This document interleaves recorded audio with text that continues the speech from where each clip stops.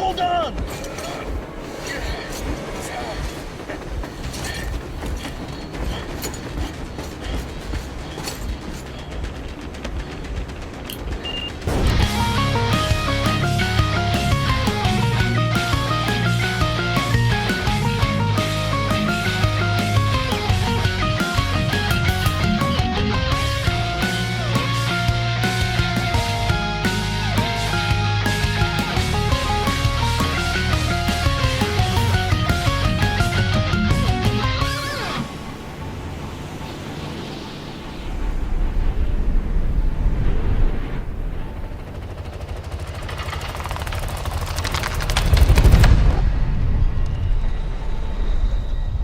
Welcome, everyone, to our latest episode of The Testing Room, where three of the gaming industry's best video game consultants who have never actually consulted on a video game bring you new topics each and every week. As always, I'm Alex, a.k.a. The God's Father. I'm Christian, a.k.a. Sudoku45. I'm Preston, a.k.a. Funkadelic Jedi. All right, we're back, boys. How was the week? It's good. It's good. Yeah. Good. I do know, as we dive into Preston's comment corner, I do know we have a comment, Preston. It was on the YouTubes. It was posted just now. Yep, I'm aware. So I don't know if you had a chance. Okay. But yeah, well, let's start there. Like we do. Corner? All right. Let me pull this up. Because as always, this episode is sponsored by the Comic Headquarters. If you're looking for a trade paperback or a hardcover, the guys over at Comic Headquarters can help. Even if they don't have what you're looking for, they'll offer to order it in for you. Visit comichqstl.com today, where you can contact them and order that trade paperback or hardcover that you've been looking for. Or give them a call, 314-433-5449. Let them know that the Testing Room sent you, and you can get 10% off your order. Recent get, I have been going through a lot of Dr. Aphra recently. I finished all of Simon Spurrier's run, so that was like 7 trades, and I'm now starting on Alyssa Wong's kind of go with it. So I'm excited. It's been really good. I love Dr. Aphra. I would love to see her pop up in something live action, maybe animated, who knows. They just released a trailer for Tales of the Empire, which is kind of like this Tales of the Jedi thing towards a bunch of shorts. So, I mean, she worked with the Empire back then, she could pop up. Who knows? But yeah, other than that, the comments, we do have a comment from, I think, last week's episode. This is for Most Righteous Preston's Comment Corner, but before I read, there's a little bit extra there for me to kind of go through. And yeah, the comment is from Travis. Raise hell, praise Dale, my little hell diver, freedom fighter, boys. I'm a short-time friend and long-time listener, writing with questions. Do you think the nostalgia factor is overrated and often leads to the overpraising of older games? Also, if so, what games can you admit to yourself that you've fallen into this trap with? Thank you, and I look forward to hearing your thoughts. He asked me to do Daedalus's impression of Daedalus's voice. But before we answer here, can I just say, Alex, Travis has been on the show many times. You've known Travis for a very long time, IRL.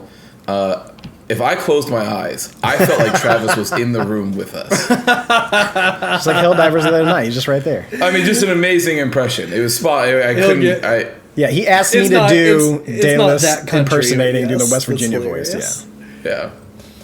That's funny. He's gonna be so offended. He's technically, I think he told me to do that in voice. Ohio. He did. So. But I know. But to Christian's point, I don't. God, Travis is gonna kill me. No. First of all, now to be very clear, he grew up in Point.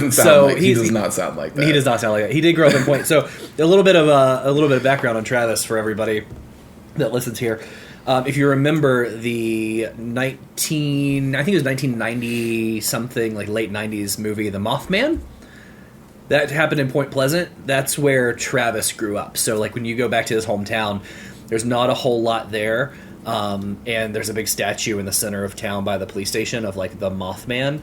And I don't know if it's still called this. I think it is. But their high school, they were called the Point Pleasant Big Blacks.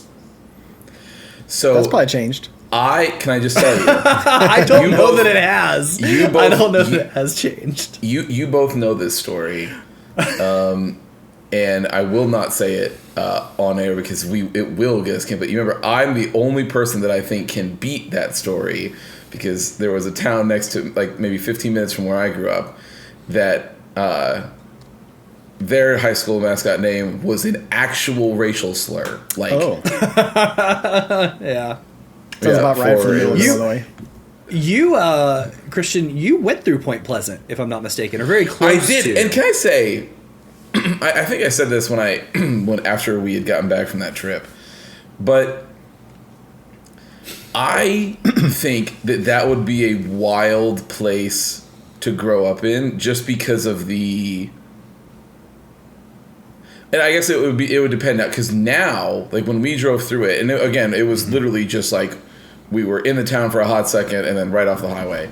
But even just that little quick like boop, just like scoop right through, it is Mothman'd out. Like they want everybody to fucking know that that's where the Mothman is from. And now I'm sure when he was growing up, maybe it wasn't as heavy, right? Like the statue wasn't there when he was growing up. I remember the statue being put up. I remember the statue. I'll just end it there. I don't remember when, but I remember the statue being put up. So yeah, it wasn't there when we were growing up. But like, so I guess that's but like I think that it would be that was kind of my point, is I think it would be crazy to grow up in that town specifically and watch sort of the this might not be the right word, but like the kitschiness sort of evolve over time and like really leaning hard into the touristy part, you know?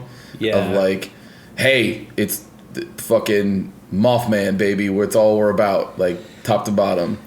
Dude, that place is sad. And I don't mean Point Pleasant. Travis can agree with me. It's just West Virginia in general, where we grew up around that Ohio Valley. It's amazingly sad. So like the last couple times I've been home, it's almost like when you get there, even if it's not gray outside, like fall weather, it's just like gray. Like everything is gray. Driving down by the college is great. So like Marshall University is gorgeous and brand new, but like anything outside the college, a house across the street, there's like a 60% chance it's gonna be boarded up, right? Or like super run down, hasn't changed in like decades. So every time I go back, it's very sad. I lived about 45 minutes from Point Pleasant, and there was so little to do when I had the ability to drive. Like I remember multiple times late at night, like middle of the night sort of thing, when you're hanging out with your friends in the summer, like we would just drive to Point Pleasant, be like, let's go see the Mothman statue, and you get there and be like, cool, okay, and then you like hop in the car and you drive, you know, somewhere else. By the time you got home, you've been in the car for like 3 hours making big loops around the state because there's like nothing to do. Can I tell you, you guys were all very brave children. I drove through those mountains. I'm not being out there at night. It's just not happening. There's enough old mountain people warning me not to do that I'm not pressing my luck. It's not happening. I did things as a kid that I would never do now. There are places, especially now that like my attitude and my beliefs and even the way I dress and stuff like has changed. There are plenty of areas that I've been to or driven through where I would not go back without. Like this is crazy. This is crazy to say it. I think I'm allowed to say it. Like because typically when you think of somebody code switching, you think of different, different demographics or different cultures, right? But like even that is true. Like there are places in West Virginia in the hollers that like I wouldn't go to without a level of code switching, due to the way I talked and the things I talked about and the way I dressed. Like so. I think everybody has. So I mean, like, you know, this sounds like a very old person thing to say, even though, and I know Preston argues me, but none of us are that old. But like when we grew up, like it was kind of a different time than it is today. Like our parents used to let us just do what the fuck ever. Like. Mm-hmm. Like, I mean, there's kids in my neighborhood whose parents are letting them do what the fuck ever. Trust me, it's still a thing, depending on the parents. Yeah, but it's a lot less safe. Like that's what I mean. Is like it was way more widespread. Like when you were in a neighborhood, like it was basically like, okay, I'm gonna go outside now, and then your parents would be like, okay, be back when the street lights kick on, and you're like, right on, and that was just like open season. I could be halfway across fucking town by the end of that, and if that's what happened, that's what happened. Whereas like we used to walk around like paintball guns and just like walk in the woods behind like neighborhoods or like other people's property and like play hours of paintball, right? Yeah. Like definitely trespassing for sure. Yep. Camo and other stuff. Like, and you just like you sort of even think you're just like, I'm just outside and it's fine. Whereas like now, like whenever it just doesn't happen in that same way anymore. Like you have kids that very early on get track phones and their parents like, if I see you leave this driveway, I will assault you before you leave it. Or this like you have a lot of kids who just like don't even go outside. Like not in that like, oh, kids fucking stay inside all days, but like most it's just like there's a lot of places that people live now that it's like, no, I'm good. I don't need to be outside. Like there's no reason for me to put myself in that level of danger. we used to leave my buddy's house in the middle of the night because he lived near a pool, and we would sneak into the pool all the time. Yeah. All the time. Yep. Like the little in Eleanor where no one lives, right? It's just like one of those towns. It's like a 2-mile straight shot, and then like Yeah. the town is just like houses. But yeah, we used to stay at his place and just like, hey, let's go to the pool. Let's go to the Dairy Queen. Let's go to the school and hang out or whatever. Like 2 a.m. And most of the time, your parents wouldn't even follow up with you. Like when you, as long as you were just back, be home. Yeah. Yeah, and then they were just like, "Oh, did you have a good day?" And you're like, "Yeah, it was fun." Like, right on. Mm-hmm. And then you're like, "Sweet." And then the questions ended there, and it's just like is not. I think most of it, I think, is because like our people in our generation remember that and then became parents, and they were like, "I am not letting my child do what that is a bad idea. I should have never been in those situations." I had lots of parents of friends and parents of girlfriends. I don't care what you do, how long you stay, whatever, just here. Just be here. Like, being in the house mattered, right? Yeah. Or, like, being around the area really mattered. It's like, I don't really care, just be here. It's like, okay, that's fine. You know, you could, like, curfew's 10:30. Curfew doesn't really exist if you're here, so, like, feel free to stay as long as you want. Be this place, okay? Yeah, I mean, that was like, yeah, when you get into like the high school era, like there was plenty of parents who were like, look, I can already tell that all of you are about to do something absolutely stupid, and I don't care what you do as long as you don't say anything to your parents and you don't leave this house. And you're like, I can do that, easy. And then, you know, in retrospect, that's probably the better way to do it as opposed to like Have them sneak off, do it some shit like driving along back roads in the woods. Mm-hmm. I've told you guys the story about me being pulled over, I think. I don't really want to tell this on air, so we can talk about it after if I didn't. Sure. Being pulled over in Eleanor where a cop passed me going the opposite way when I was speeding. Yeah, so like this, I think you did. It was like the gravel road, like real late at night kind of thing, I think. Very late at night, yeah. Yeah. That was one of those situations where like parents are like, both parents that I was staying with, like of friends and girlfriend, like, hey, do you guys do whatever you want, just like, you know, hang out at the house. So like leaving one house at like 2 in the morning. No, probably not that late because they were getting off work. So probably leaving at like 11, right, as versus getting over to the house. Yeah. Way later than curfew, but then just like staying till whatever time and then just being back at my buddy's house before his parents went to work. And like that was the thing. As long as I can put eyes on you when I leave, like you're fine. Yeah, I never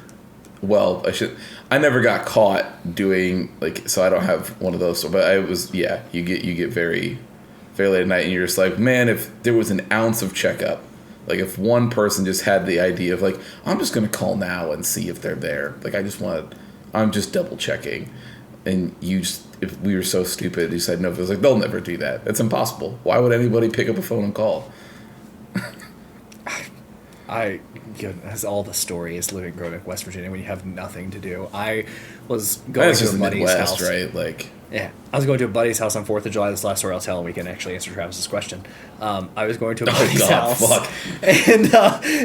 and it was 4th of July. And he was at a party. Parents weren't home, and it wasn't like a crazy party. I think we were in high school, so like there was probably a little drinking involved. But I come like driving down this like backwoods road, and he comes running out of the side of nowhere, like doesn't run in front of my car, but like holds out just a Roman candle and just like doof, doof, it starts going off, and he shot 2 through my driver's side window, like went all the way through my car as I'm driving. And like looking back on it, you're just like, how stupid are we as children? Like I could have easily just like freaked out and also wrecked my car or whatever. Just I had one that was semi-similar, but it's somebody we were in the car and everybody's in it, and we just went and got, you know, because there was I mean, I don't know if it's still the case now, but I think when we were kids, fireworks were like, it was a lot stricter in certain places, like to buy or maybe not to buy.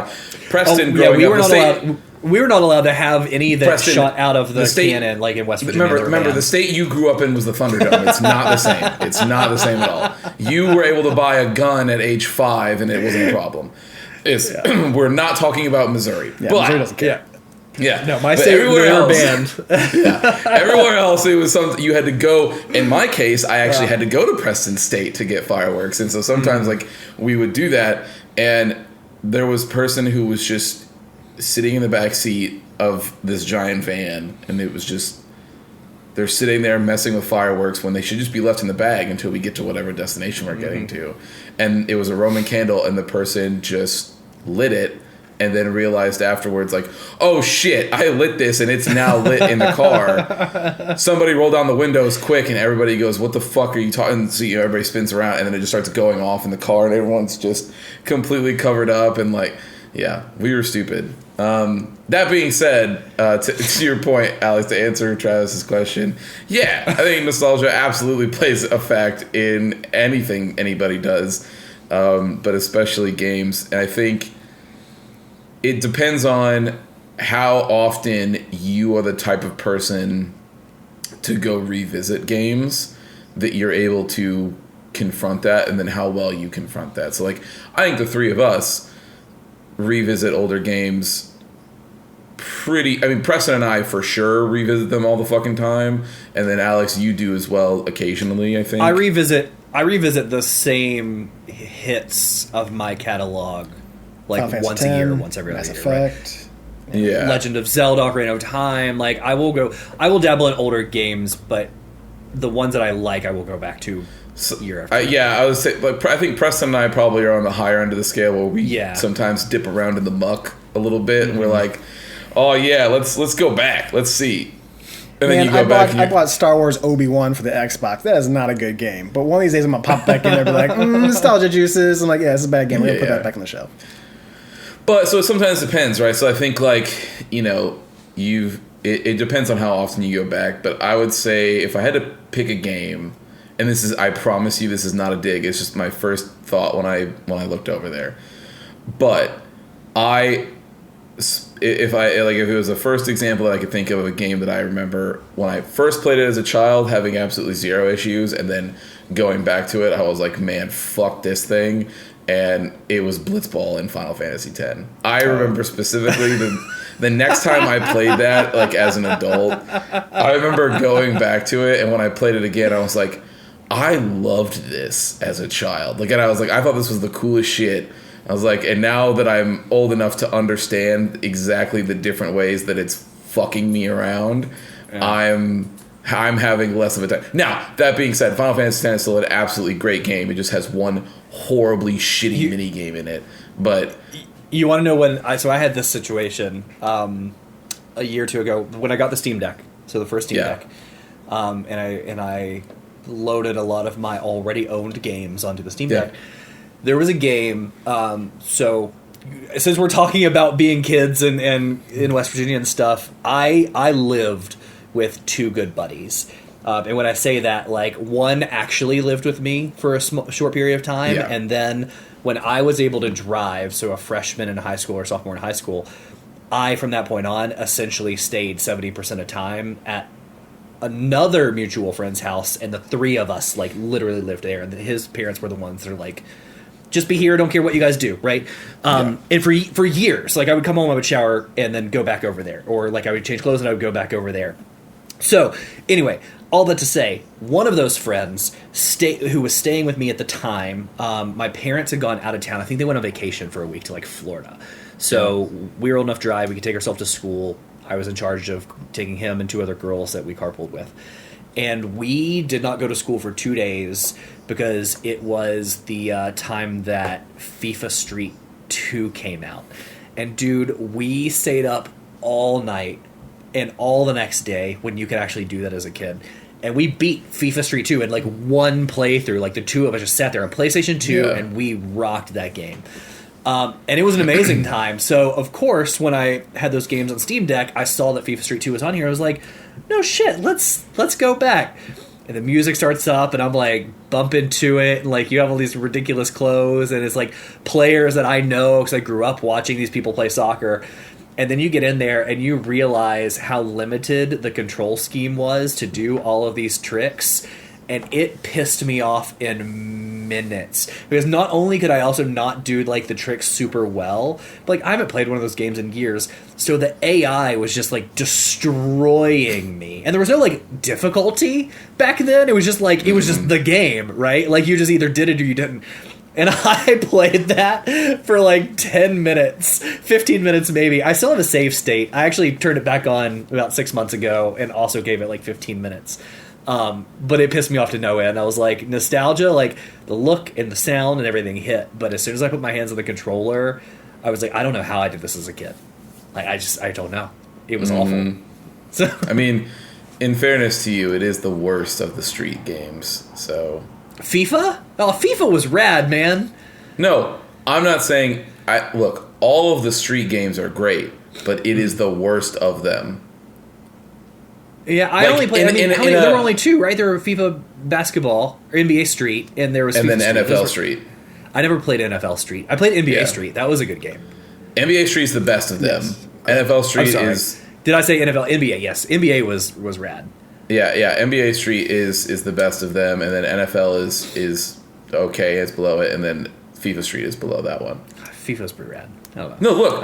Again, it's not a bad game. We're talking like we're in a sea of 9s and 8s. It's just on the lower end of that. But it's still a very good game. It's just not as good as the other ones. I could see where like football would probably be the easiest of all of them because football is pass, shoot, tackle. It was like pass, run, basically- tackle. Like basketball, you have handles, but like with your feet and stuff, I could see where that would get a little complicated with the control scheme, and it was not the best. Yeah, no, especially with what they were trying to do, because it was trying to like bring in a new era of like the NBA Jam, NFL Blitz, like those kind of fun sports games.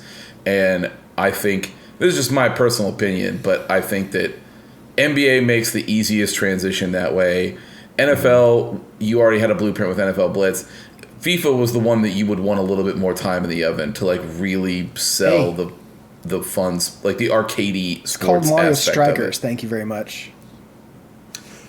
I've wanted to play Mario Strikers. That's a game I've never played. I hear I would love that game. I had a lot of because I fun. like FIFA and soccer games and other stuff, and it's different, Yeah. but like soccer, right? And Yeah, I would like to play it. yeah. It's soccer, but Nintendo-ified. Yeah. So, but it's cool. So yeah, mine definitely. I agree, Christian. Right, the nostalgia piece definitely makes you look at things with rose-colored glasses. You can rate things a little bit higher or give things a pass, but I have been caught going back to some of those older games, especially with the ROMs, and you're like, man, I don't know. I want Preston to bleep that out. Oh, the ROMs, yeah. Yeah. I'll be there too. No, I have ROMs. They're my I know. my games that I've backed up on the computer. I Right? know. It would just be funny to treat that as a swear word. Yeah, no, I mean, honestly, I think the biggest thing is this. I think the only other thing that changes this is because I think Preston and I do this a lot of the times when we go back is when you go back to it, there is a little bit of, in my opinion, I think the right way to go back to something is if you're going to review it for today, like if I'm going to say like, hey, I'm going to go back and look at, I don't know, like as a great example, because we were just talking about it last week, the Chronicles of Riddick, like Escape from Butcher Bay that Presto hooked me up with. I played that game. When I back in the go, day. first of all, it's a fucking great game. In my head, sounds like an amazing game. Or it was. But when you go back to it, right, and you're going to go, I'm going to go look at this, like I want to review this for today, I still think that your lens has to be in that time period. in that time period. Oh, yeah. What was this, like, now that I'm here and I have a lot more games under my belt and I know more about just the industry or just like what games have been doing, like all that stuff, what is it, like, let me look at this game a little bit more objectively with some of that more knowledge, but also remember the time period it was placed in, right? Like it would be fucking crazy to look at, like, I don't know, like one of those like early FromSoft games, like on like Kingsfield, right? Like the predecessor to Dark Souls. Look at Kingsfield, and then all of a sudden, fast forward and be like, okay, now I'm going to look at this game, but compare it to Elden Ring, and you're like, does that merit anything? No. Are you sure that like any like? And people, to be fair, I think people make that mistake a lot, and people do that, and they're like, it's totally fair, and I'm like, it's just not. They're like, it's not even the same. Nothing's the same anymore. Like you wouldn't like. It's just like comparing. Like it's like looking at a Picasso and then like looking back at like early caveman art and being like, these guys sucked. And you're like, I don't know how to explain this to you in a way that your brain's gonna understand. So Yeah. nice opinion, I guess. We went through Like, two of these go games off. through our Video Game Book Club. It was the first one that everyone has big nostalgia for, which is Beyond Good and Evil. And then you have my nostalgia, which is The Force Unleashed 2, which I just thought was going to be great. We're going to have a fun time with it. And then we get into it like, oh, this game. I lied. Yeah. Man, well, I just forgot, apparently. Yeah. No, I mean it's from the game, but yeah. Oh, yes. That's a good point. Yeah, we dude. have had two of those. Yeah. And Beyond Good and Evil was crazy. And I will say, if you go back and listen to those episodes, we were not shitting on Beyond Good and Evil from we were today. excited We were for it the shitting first on episode. And Yes, but we were found shitting out. on it from the time it came out. Like when I was looking at, like when it's people throw that game around in the Jack and Daxters, the Sly Coopers, the Ratchet and Clanks. Like that's when it gets tossed around, and I'm just like, that is not. It is a from fair, that era. That is not the but I'm comparison you gonna want. Make them equals, Yeah. Yeah, that's not the comparison you want. The funny thing too about going back and playing some of those older games, and I have a few that I've gone back to on the Steam Deck just to try out. I'm gonna get on the. I am gonna say like the get off my yard old person comment here. That I think we could probably all agree with. Games back then were just harder, and not to say there are hard games now. Like there are hard games now. But like a lot of the hard games, like an Elden Ring or a Dark Souls, like you can get good at if you practice, right? It's not like it's difficulty based on skill, and you can get the skill. But there are games from back then that are legitimately just like unfair in my eyes. And so It depends. There are some broken games, right? You can look at The Lion King or Aladdin that were just broken and unfair. But dude, to this day, I've gone back multiple times to Ninja Gaiden Black. I cannot get past like the third level on that game. So It's okay. impossible. It's not impossible. It's not impossible. Ninja Gaiden Black is a very good game, but it's one of the best character action games ever made. That That's being great. said, If you can play it's hard. It is fucking hard, but so here's the thing: is I think Ninja Gaiden. So there's a split in my mind. There's arcade games, right? Like early, like, and when I mean arcade games, I mean like actual games that had a cabinet. Those were unfair, like on purpose to get money out. on purpose to Yes, get money out right. of you, right? Like those were like when you when you're playing through NBA Jam, if you were up by 20, you're losing by 50. The AI is like there is no shot. Like you have to be going in that fourth quarter, you have to be up by 75 points so that when the AI turns it on, you can weather the storm that's about to happen to you because like you might be playing the Dallas Mavericks at that point, but Larry Bird and Magic Johnson are taking over the bodies of those two little AI people, and they're destroying you. It's over. There's nothing you can do about it. So I think there's that, and then there's like to the like some of the games that you're talking about, Alex, like the early 2000s, sort of late night, like that spread of games, and that one I think is like difficulty based on obtuseness, like. There was no standards on onboarding people onto your game. There's no standards on, like, a lot of game design in general, quite That's like Dark frankly. And Forces. They don't tell you a whole bunch of Yeah. shit. You don't know. Look at the key code on the card that Yeah. you picked up because you just assume it's going to open a door.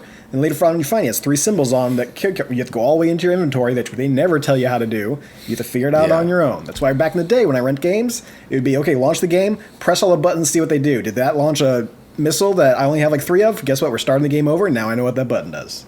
Yeah, there's that, and then also reading the manuals, right? Like having to Yeah. go through and look at all that stuff because some of that information was in there, and so you had to do all that stuff. But then also, even after you have all that knowledge, you still have to meet the game on its terms. There's no like there's no breaking certain games, and Ninja Gaiden Black is one of them, where you are either going to play the game the way that Ninja Gaiden wants you to play the game, or you are not playing the game at all, and you will not make it. Like, it's just, now, if that works for you, like, once you get it, and, like, especially now that there's tons of guides and everything, but once you, like, put yourself in the mindset, you're like, okay, this is how it wants me to do it, this is what I will do. And then you spend the time and get there, it feels great, and you're like, oh, this is awesome.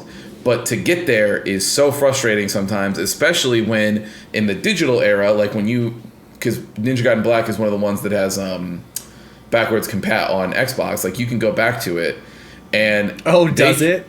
Yeah, they do. And interesting. When you go back to it, it's like, oh man, they've up-res this and it runs at this crazy high frame rate now. Awesome, this is all great. But you don't have any of the extra information that came with it when you bought the game before, and so you're basically just sitting there looking at it like, if I don't know what to do here, like if I have no knowledge of this whatsoever, I'm about to get wrecked, and I'm going to, like, if I was a young person, right, like if I was 18, 19, and I'm like, oh, I've heard about Ninja Gaiden Black. My grandpa used to talk about this game, or you know what I mean? Like, and I go to load it in, and I'm like, this sucks. I hate this. Is not fun. I'm not having a great time. You're getting smacked up in that game if you don't know what you're doing. Yeah. I've gone to it about 10 times over my life. I've never figured out what to do. I always get smacked up pretty quickly. Say if you just type in how to play Ninja Gaiden Black, there will be many people on the internet that will get you through it. And it's a great game. It's very, very good. Ninja Gaiden is a series that is just marred with some of the most, not that we ever do these, but doing a retrospective on that series would be, I would love to, is a no-clip documentary about the ups and downs of Ninja Gaiden. Especially during that era, like the Black/Sigma era, because depending on what console you own, what side of the war you were on, you got vastly different games that either told you that Ninja Gaiden was one of the worst series ever to exist, or one of the best character action games that has ever come out. Like, if you were on the Ninja Gaiden Black side, you were like, I don't understand what people are complaining about. Ninja Gaiden's great. This is super fun. If you're on the Sigma side, if you're on the PS3 people, I understand the hatred that you have for Ninja Gaiden, because you got some of the worst games that probably have ever come out. It's very bad.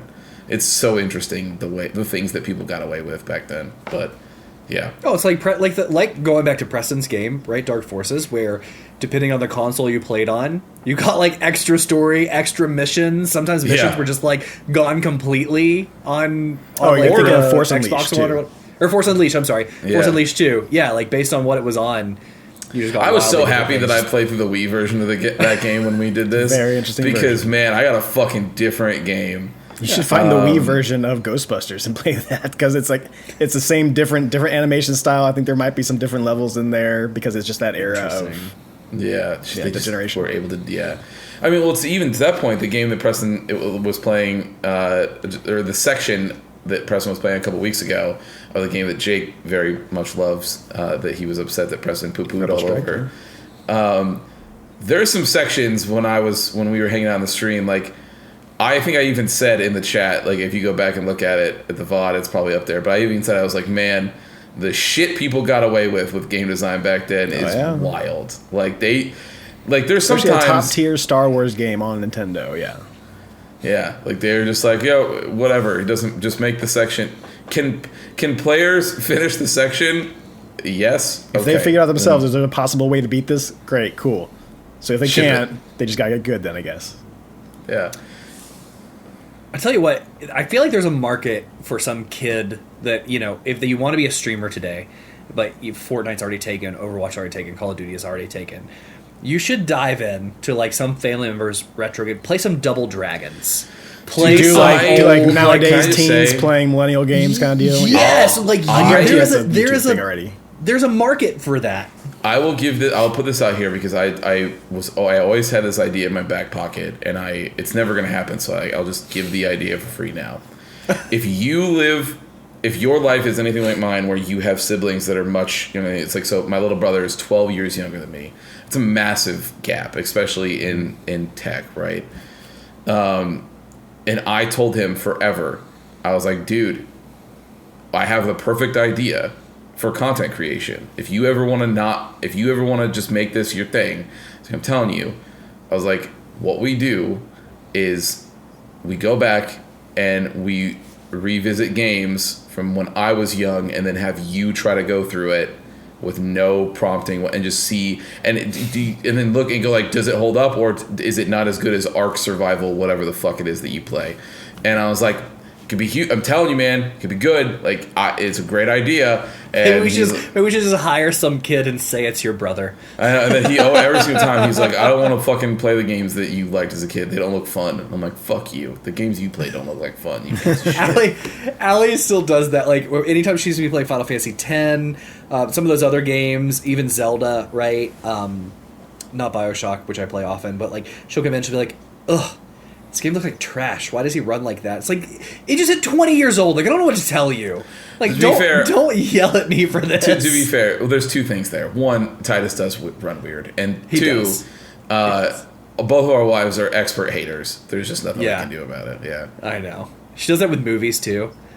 You know, like Preston dude. and I, and I'm not gonna say we're the same age, you're younger. That's not what I mean here. But Preston and I are the same age, and I'm like older. you know, old. You're older than me by a month. It's older. Literally, Yeah, see? and you're older than me by a month, Yeah. and the shortest month of the year, Preston. It's February. It's like half the days of any other month. Hey. Anyway, so but like spoken like the a young Ghost- gun over here, right? I Preston? know, right? Ridiculous. Whether it's like Ghostbusters, Star Wars, it could be things like Groundhog's Day or Fletch or whatever. Like, Just I a can little watch some of those old Gopher movies. puppet, yeah. Yeah, that I love, and like Alia Watkins, like, ugh, gross. It's I like, love that you just assumed that I didn't watch those movies. Anyway, we'll move on from that. So, my God, I swear to God, there's people. well, you don't talk about them. You don't talk about them all the time. Neither do you. And I press Alex.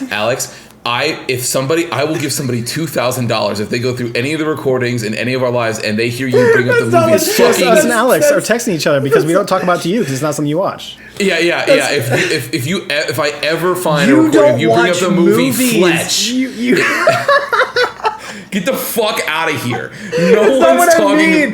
It's not what I mean. It's just you like your hobbies oftentimes lie elsewhere, right? Like you don't watch a lot of stuff. That's My the brother only in reason. Christ, I had movies on all the time while I was playing World of Warcraft leveling. They were just sitting there. I would watch plenty of movies from back then. Now, I can't modern with you, day, my brother in Christ right now. I can't. Nowadays, I don't watch that many movies, but most of the time it's because the movies today suck. To be fair, Fox needs to bring back their Saturday and Sunday matinees. Yes, they do. on TV. yeah. God. Okay. TNT Anyway. TNT is how I saw every single Steven Seagal movie ever made. Yeah. Yeah. I just had that bad boy running while I was playing WoW, and I would look over and be like, "Damn, all right, I'm watching just another kicked that Steven penguin, Seagal movie." all right. Yeah, dude, it was something else. But yeah, Anyway. Okay. Yeah. So yes, to answer Travis's question, nostalgia I think plays a big part of it. So yeah, for sure. our nostalgia pod today. With that, Preston, were there any other questions in the Nope. comment corner? Okay. So since we've been here 40 minutes, let's dive into our weeks. Who wants to this will be kick quick, things though. off? I can Okay. go. I would like to go last because I would like to get a little bit of my last Metro playthrough. Oh, okay, cool. Right on. Yeah, totally. Oh, sure. Yeah. So, I've only done a couple things. We played Preston and I played Helldivers with Travis last night. It was fun. very fun. We introduced him Sorry I to missed the that. it's okay. We introduced him to the bot menace, so he now knows just how much different it is than fighting the bugs. I still haven't fought the bots, the mechs. So Travis, I thought has we one brought on me. you. No, we brought I've you- only done bots. We have not done robots. Oh, I have not done okay. robots. I thought we Travis brought you was to with us one last time he mission, played with but us. Yeah. yeah, okay. Well, the next time we hop on, you're going to the robots. Yeah. We'll take you there. But yeah, so we did that. That was fun. Preston and I participated in a little Street Fighter tournament. Did it's fun. Kind of thing. Not, I mean, it was An not a online tournament, thing but, or a local? No, Yeah, it was yeah, just a yeah. handful of friends. Yeah, yeah, it was online, but it was just a group of people that were in that other server that were Unofficial. Playing, that were playing fighting games, and so we had like a little night where we played a bunch of Street Fighter. It was very good. And then Alex and I played the 16 event in Final Fantasy 14. There you go. Can you get your Torgal mount? We did get our Torgal mount. It's good. Too short. It was short. It did. I will say I'm glad. I'm like torn, right? Like it was short, but also I'm glad that there wasn't an activity for me to grind to get like MGP to buy everything. Sure. So it's like it's a thing. It's like that was really cool, and I wish there was more, but not that kind of more. Like it's you know what I mean. Like so it's what it is. What it is. But the event was really cool. It immediately reminds you. Alex and I, as soon as we got done, we were just like, it's too new. I won't spoil what happens, but. There's very unique mechanics in it that sort of bring the combat of 16 into 14 in a weird way that's really cool. But it immediately, as soon as you get done, it was two things. It was, I want these mechanics to come forward into Dawn Trail. I want something to use this because this was really cool. And the second thing is, I want to go back and play 16 now. Like you immediately. I want that DLC, to go back and play it. And then, honestly, outside of that, it's just been Dragon's Dogma 2. I'm in the second, I've been scraping the map now that, to my knowledge, I'm like 75% of the way through the story, and everyone's like, now before everybody's eyes get big and be like, oh shit, here you go. There's like 16 main story quests in this as compared to how big the game is, so it's really, and 50% of them happen within the first like 6 hours. It's very quick. It's weird. The game's the game. It's Dragon's. It's just as weird as the first one, but it's very like. I'm at the point now where I'm like, okay, the game has kind of told me in less uncertain terms that I should probably just start doing wandering stuff about and just like see what I can pop into, because if I go forward, I mean, I've already locked myself out of a bunch of stuff that I'm pissed off about. It does it the Dark Souls way, where like it is. There's world state changes that happen based on something that you did, and even if it doesn't even look apparent, something did happen, and it just sort of changes something. So like I happened upon the giant like Elvish city in the game that I did not know was a thing, but I had a pawn with me that could translate, and I was like, oh fuck, okay, sick. So like I'm running around, I talked to everybody, and basically the whole town was like, everything, you've missed it. Like, it's high, and you can buy some stuff from us if you'd like, but you've missed whatever's happening here. So, better luck next game. And you're like, no one told me to go here. Like, I literally was just exploring out in the wilderness, and I just happened upon this place, and I guess New Game Plus it is, baby, I suppose, like whatever that looks like, but that's infuriating. So many Japanese games do it now, like between Souls games and this, and there's other RPGs that do it. The JRPGs are the biggest offender sometimes of, hidden side missions that you don't know about. That's why it's tough, man. Like, and honestly, that's why I think that I end up liking games like Trails so much, because they do have things that will end if you go to a certain thing, but every character in the game like screams at you and is like, hey, before you do that, do you remember that like maybe we should go talk to X person? And you're like, oh, maybe I should. Right, I forgot about that. And then you go and do it, or you don't, but that was your choice, right? Like, you at least had a warning. Whereas, like, there's so many times that you like look up and you'll see something cool, like in a Souls game, and then you'll be like, that looks like a sick NPC. What's going on there? And then you go to look it up and be like, I would like to find that person. And then you go to it in your game, and they're like, oh, they're dead already because of something I didn't even know, but they died, I guess. So I'm screwed. But yeah, I love the game. The combat's been great. I killed my first dragon, not the dragon, but I killed like a drake. It was really cool. The way that the dragons work in that game is that they only have one weak spot, which is the heart in their chest, and you have to do enough damage to the outside to expose it so that it can start. That's sort of how it taps into its magic, is by like doing things like from its heart, basically. And so the trick there is either you have to have an archer that can hit it and sort of stun it from there, or if you are a mage, you can sort of try to target it with spells. But if you're a warrior class or a thief, you just grab on. I'm climbing up and I'm getting there, and you just start going crazy on the heart area. And there was one time where the dragon like grabbed me from it because I didn't have enough stamina to hold on, so it like pulled me off its chest and then like breathed fire in my face and threw me down. And it's good. I love the game. That's it. That's all I've done. Nice. Okay. I'm excited to dive into Dragon's Dogma 2. The best dragon combat, which is a weird like category of things, but the best dragon combat I've ever experienced in a game was Dragon Age Inquisition, which did an amazing job. They did a very good job. Yeah. I played it. There was like an early pre-patch you could play that just broke everything. So like you could be some weird holy paladin and just like kill everything instantly. But if you played it right, there were some really clever ways to fight dragons in that game. Anyway, my week, continued to play Halo with Jake and Halo by myself. I beat the Operation, so the new like 20 level battle pass that lasts a month. I beat that in 2 days. I have cleared off all battle passes but one. I am now down to season 4, which is like one of the next to last 100 level. Is that the flood one? Or the one before the flood one? I want to say infestation. That's not right. What is it? It's not Infection? Infection. Thank you. Yeah, it's that one. So like the next to last 100 level one. I'm on level 40, I think. So once I do that, I'll have it all done, and I've put in a ton of time. And against the people I play, I'm really, really good. Against the people that Jake plays, I'm okay. I'm just okay. So yeah, I played that. I played a little bit more Mass Effect 3. I'm plugging away through that one on Steam Deck. But then I had a chance to actually play a couple games I needed to play post hand surgery. So like I beat Alan Wake 2, the first run through.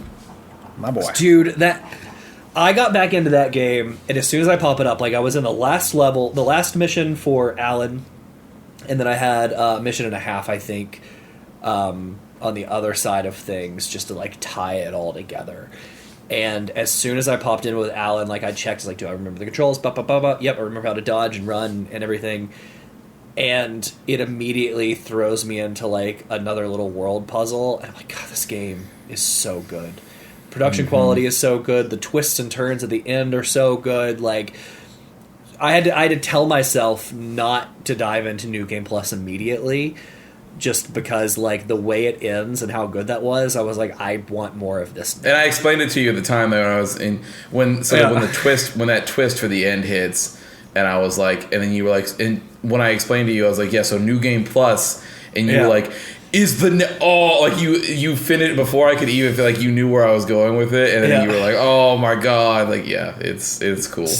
So it's super well done. Great game. I enjoyed that. The other game I've been diving into, and I played some yesterday and today, is Like a Dragon, Infinite Wealth. I'm probably up now to 15 hours. By the way, that game runs great on the Steam Deck.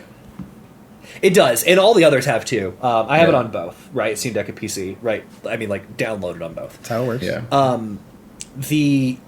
The downside is the same downside to all of these games, which so is I've played. Sassy. I know. That was a delayed reaction. I've played this game like 15 hours or something, and I've done like 3 chapters. Like today. Today I ran around like doing this relationship app mini game, and I delivered some food. Dude, I delivered food. The thing I love about this the Crazy Taxi mini game. Yeah. I sent Preston clips of that when I was talking about it. That mini game fucking owns. What I love about it, the mini game is very good. But like on top of the mini game, it's the dialogue in the very beginning. So like you're doing the tutorial, and I made Preston listen to it. the way you do tricks, like you're doing the tricks and you're getting, and he literally says like the whole goal of this for the people listening or watching is you're delivering your Uber Eats or Postmates, like that's what you're doing. And he's like, yeah, so you've collected the food, you've done these tricks, now you're flying high. And he's like, when you get this high, that's when you're doing, like, superb deliveries. And, like, the game is not pulling any punches as a Japanese game just to make fun of, like, the American trope of, like, gig work and super, like, your DoorDashers that deliver you food being super high. Like, and not only are they not pulling punches, like they're just saying it, like they're jokingly saying like your score is high, but you clearly can tell. But there's also like the they're audio, just like, making fun of like the audience. The English that they use in the audio, like when you're like if you get to like a certain score, it's like super crazy delivery, and you're like Jesus Christ, like it's insane. It's so fun. The humor in that game is still. And this is just like the game before it. It's unmatched. RGG is. They're just on a home run like tear right now, and I don't know that they can be stopped. They're so good. Like it's every game they release is great. This game is and I'm not going to talk too much about it because I know you played through it. You've talked a little bit about it, but like. Anybody that has not experienced an RGG game, you don't understand the roller coaster of emotions that are these games. Like, I hit chapter 2, where you don't see it on screen necessarily, but you are witness to a murder. So, like, you see some bad stuff going down. You're like, oh, being the hero, like, and Kasuga is just like, I need to make sure everybody's good, right? I need to go stop it. So you run out and, like, you're late getting there. And, like, the darkness that is this murder scene, and you only see it, like, from an off angle, so they don't, like, give it to you. But you're just like, oh, gosh, like, these games have to do with the Yakuza back in the day, and, like, they started to change a little bit. But, like, they're dark. They're not always that dark, but, like, this was dark, right? Yeah. Usually the darkness is reserved for, like, the Judgment games. So... You do that, and then all of a sudden, the 10 minutes later, I'm doing what we just talked about. I'm doing Crazy Taxi. I called my first Pound Mates, which they confuse for, like, a dating ad, and it ends up being, like, they're helping you fight, right? Like, pound is in punches. And it's just, like... So you go from, like, the murder to this humor, and then all of a sudden you hit the end of Chapter 3, where one of the main characters is like, hey, guys, I'm sick. And you're just like, oh my gosh, like, the emotions of these RGG games, and it's only chapter 3 and 4 of like however many there are, and that's how all of these games go. And most games, if they tried to do that, you would come back from it and you'd be like, the tone is all over the place. It really doesn't know what it wants to be. Blah blah blah. RGG manages to thread the needle in a way that is I don't know that anybody has gotten away with. Like it's incredible. Yeah. So I've played a lot of that. So that's what I'm doing now, and then of course the game we're going to talk about. Beyond that, I've dabbled for like 10 minutes into the game that I think is going to be our next book club game, and I'm not going to talk about that yet because I think that's what we're going to pick. So yeah, that's what I've done. I've I've made a list of all the games that I want to play coming out later this year, and all the games that came out in the past 3 months that I haven't been allowed to like physically play. It's time to churning through them, right? Mm-hmm. So that's what we're doing. You know, your system you've been building up for so long, like, I need to play games. Just going all in. Yeah. So that's me. That's my week. All right. I want to start off my week with a little bit of a retirement news. Preston has gone through 2 seasons of Marvel Snap, has not finished either of those seasons, and has not been playing a lot of Marvel Snap. I think I'm done with Marvel Snap. So, wow. I was playing a little bit here and there because I wanted to get War Machine. He was like a new card, and we talked about how you can do that with you get the keys, and you get the keys unlock 1 of 4. I did that with one of them last month. I can't remember which one it was, and then I did it for War Machine. Both times I had about 2 or 3 keys and never got the one I wanted. It's like, give me every single thing except for that one. I'm like, okay, I get it. It's the RNG of it. It's just, it's your gambling. So it's like, I'm like, okay, well, it's just how it goes. And it happened twice, and then I'm still not being the season passes. I'm like, you know what? I'm rarely playing this game. Like maybe if I have 5 minutes, I'm waiting for something in the oven, I might put it on just to kind of help pass the time. But I'm not. Is Is it it because you found another game? Or have you just fallen out of favor with this one? Like, is something else taking that spot? No. So I've been playing Balatro, but like it's not really taking that spot. It's something I'm playing like while I'm working, but it's not something like I want to play after I get off work. Yeah. It's a fun game. It's not really getting me like it's getting a lot of people. Like Balatro is like people are loving it. Now that we're all a part of the same, well, we're always family. But now that we're a part of the Steam family, I would like you guys to one day when you're at work, you're like I don't know what to play, I just want to mess with something. Just turn on Balatro real quick, see how that makes you feel, and then I just kind of want to hear your guys' opinion on the game. I think it's a fine game. It's poker with modifiers, and that's fun. It's interesting, but I don't know. I'm not very good at it, and I put in a lot of time. But I'm hearing a lot of people talk that it's like an incredible game of the year level already. thing. Yeah, I know. Serious. Yeah, I think that it's a very well made card game that is like that has roguelite elements that I totally get the loop. Sure. But I think that there is an element of you have to want that. Like you have to want You have to be a gambling game fan? No, really. not that. It's Yeah. just that you have to like if your favorite game, one of your favorite games the last like I don't know 6 years was like Slay the Spire, right? And like every once like you were just always going back and playing Slay the Spire because just like building a deck, figuring out what works, and then getting that and then seeing how far you can get with it. If that loop is just like you are all about it, that loop, yeah. then Balatro is probably one of the best games that you've ever played. If that's not your jam, then it's probably going to like you're going to have Preston's reaction, which is like, yeah, that seems cool. I just It's don't. fun. I don't. I'll play it yeah, every once in a like- while, but it just Yeah. I don't have the fervor Can I that a lot say- of people do with this game right now. About the Marvel Snap thing.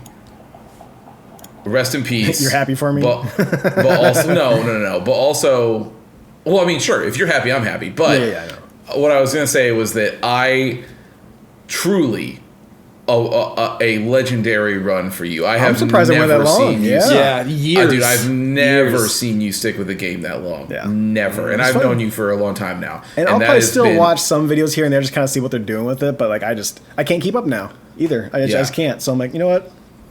which is okay. It's time That's to fine. let it pass and stop giving Look. money to a game I'm not going to play that much anymore. So yeah, Yeah, that's totally timing's fair. happens. But it was just, man, salute to you because that's you were in that for I mean, like Was.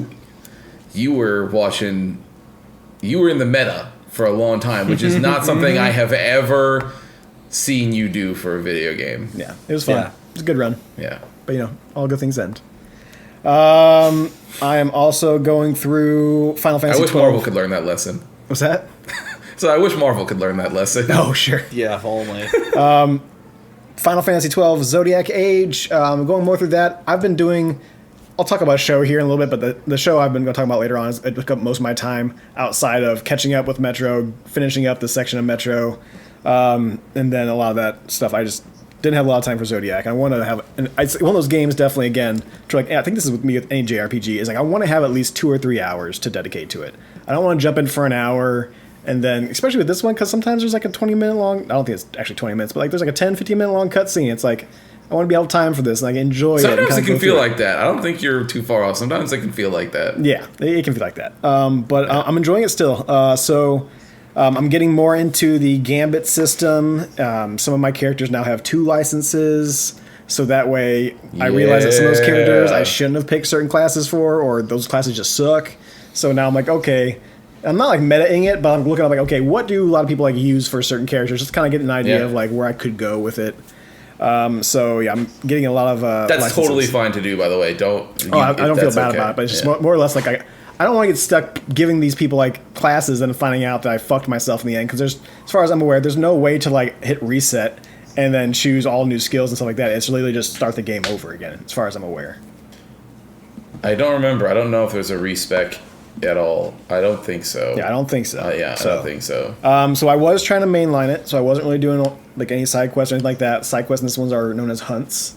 So you go to Yes. the bar, you look up, find something and get it, go talk to the person who wants you to do the bounty essentially, and you go out in the world and find that monster. Mm-hmm. I did like the first one, the very beginning, because they have you do it, and then I'm like, okay, well that seems like fun, but I'm just going to go do the story, because that's just what I want to do. We went to the jungle.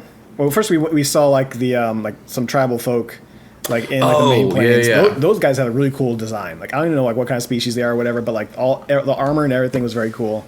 Your stay there is not very long, so you go out to the jungle, and then that's where you meet the lovely land of bunny ladies, all who want fucking zero, -100 to do with you, because you're Hume or whatever they want to call humans. Humes. Humes, Hume. So yeah, they're all Why do I very, remember that? they're Christ. all very cold to you when you arrive.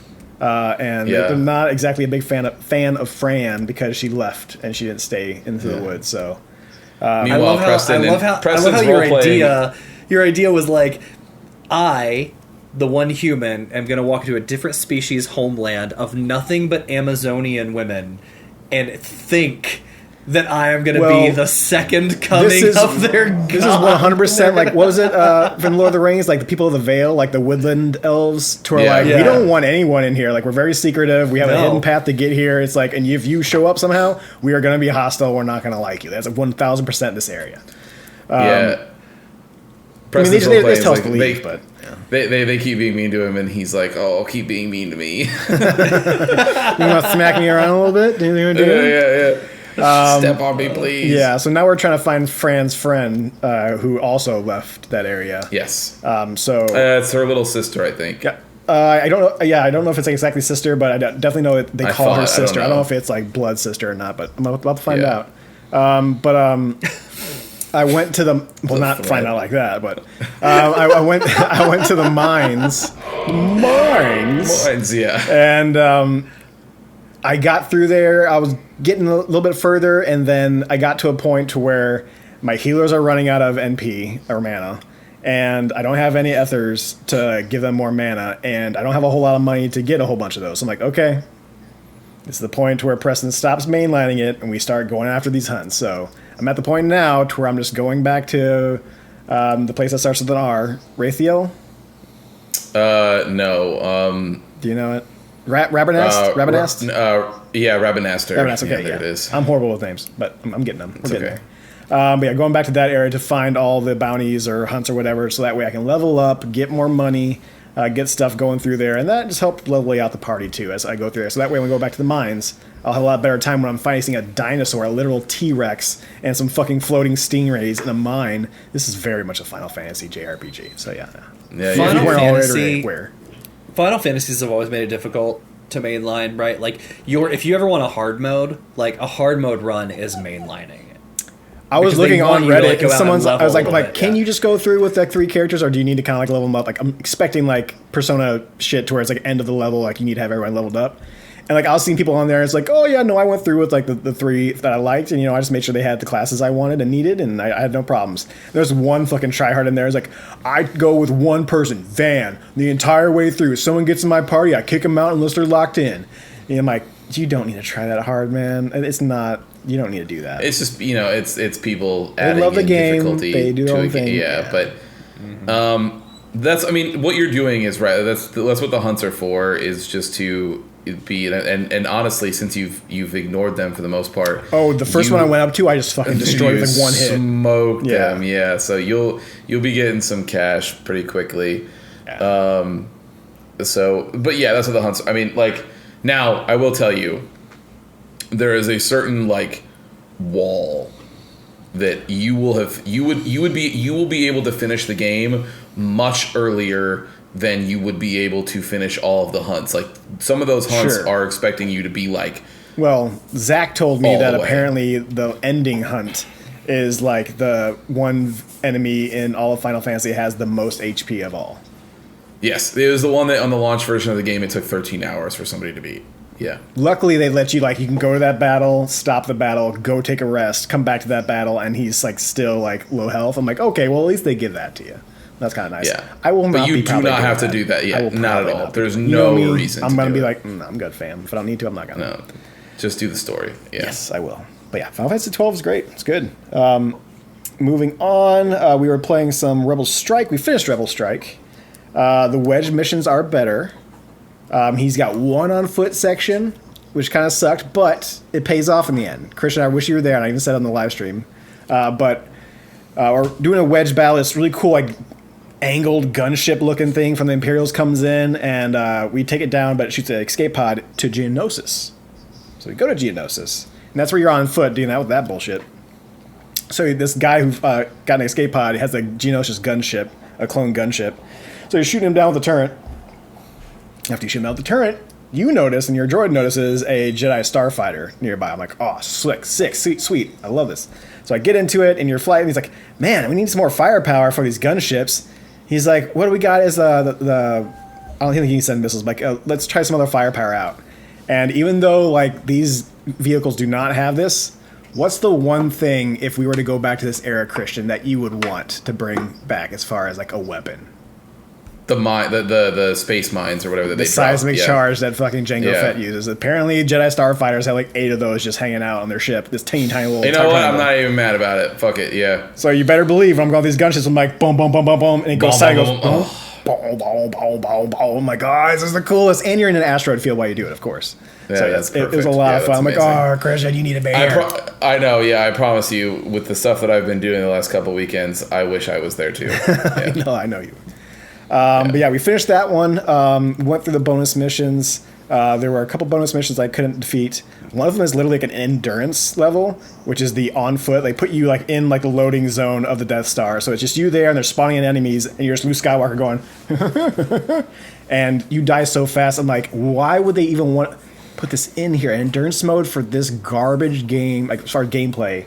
Like, it's the worst gameplay in, like, most Star Wars games I've ever played. It's horrible, but they give you an endurance mode for that shit. I'm like, oh, we'll touch it, and I touched it for 5 seconds, and we died.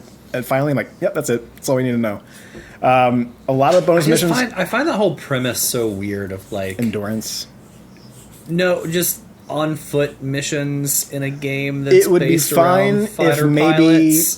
The targeting was better. Like, you could, like, switch who you're targeting with a C-stick maybe or something like that. But it's like you're always aiming at somebody. Like the Geonosis mission, like, you're going, there's, like, some hills on Geonosis. I'm, like, seeing 2 guys over here that I should be shooting at. I'm targeting this dude behind a fucking hill.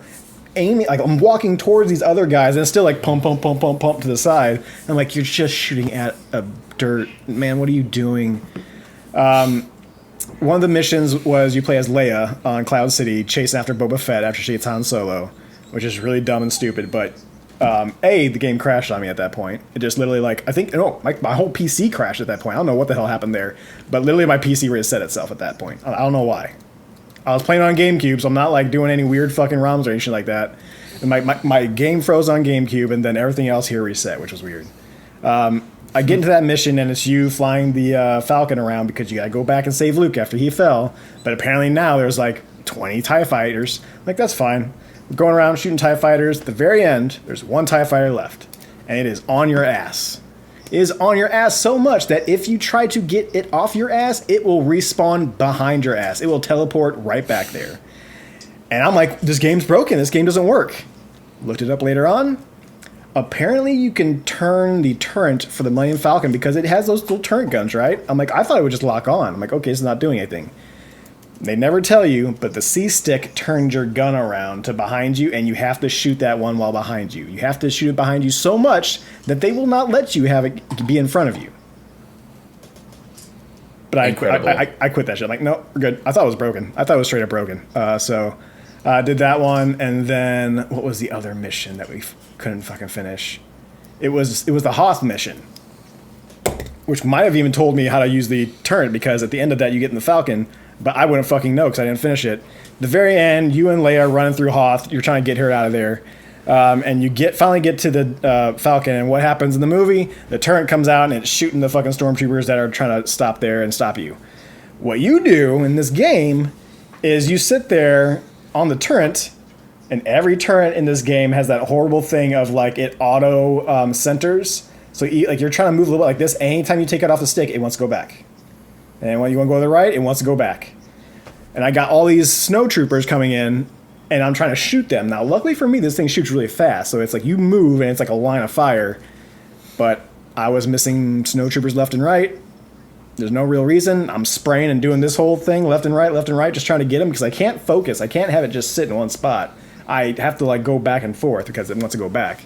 I tried that a couple times, and it's like, oh, we can't do it. We got too many people in here. I'm like, Chewie is probably right there with his fucking bowcaster. Just have the giant fucking Wookiee stand in front of the door and not let them in. But either way, those are the 2 missions we didn't finish. I'm okay with it.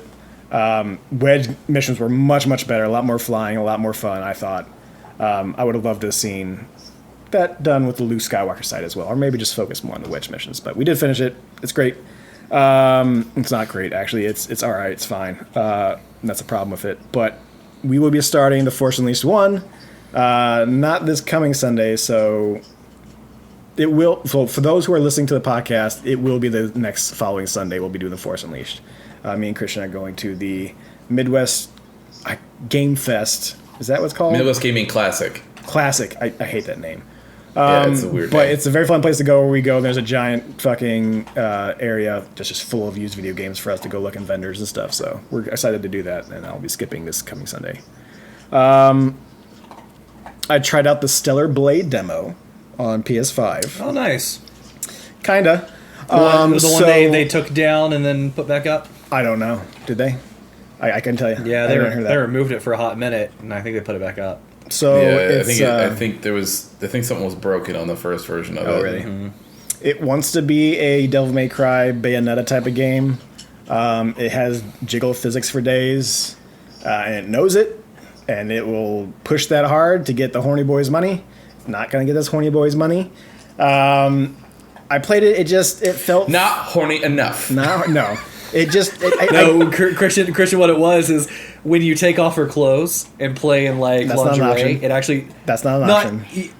So it's not in the demo. In the game, you can play in less clothing. So like kind of like what am I thinking of? Well, at the 2B, very right? at the very Can beginning, they wear have less- her pull out of her like escape pod, and she's like not in clothes, but it's still like this weird like exo. It's an skin or whatever. exosuit. Yeah, exo skin. You yeah. can play in less clothes because Yeah. they know horny people are going to play it, but as would happen when you're not wearing armor, it makes the game harder, right? Like you die instantly when you get shot. So they know what they're doing. They're trolling. Sure. Oh, people, yeah, they're they trolling definitely know what they're doing. It looks very pretty as far even outside of the jiggle physics. Like the game itself is very shiny and very cool looking. Enemy designs I think are very cool looking. It doesn't play as well as a Bayonetta or play as well as a Devil May Cry. I don't feel personally. I would love, especially you, Christian. I love to hear your thoughts on it if you play it. But I just think it's too fan servicey for you. I don't think you're gonna touch it. Well, I mean that is true. So I've seen that opinion everywhere. I have seen a lot of people say that. Here's my current conundrum. It's not bad. It's just is that nothing right home I knew already once they started showing more of the game and how fan servicey it was going to be. I was like, I'm not going to be able to do this. Like I'm not strong enough. But we obviously are in the fantasy league, like we've talked about it before. Yeah. We bid on games and try to build out a roster and whatever. I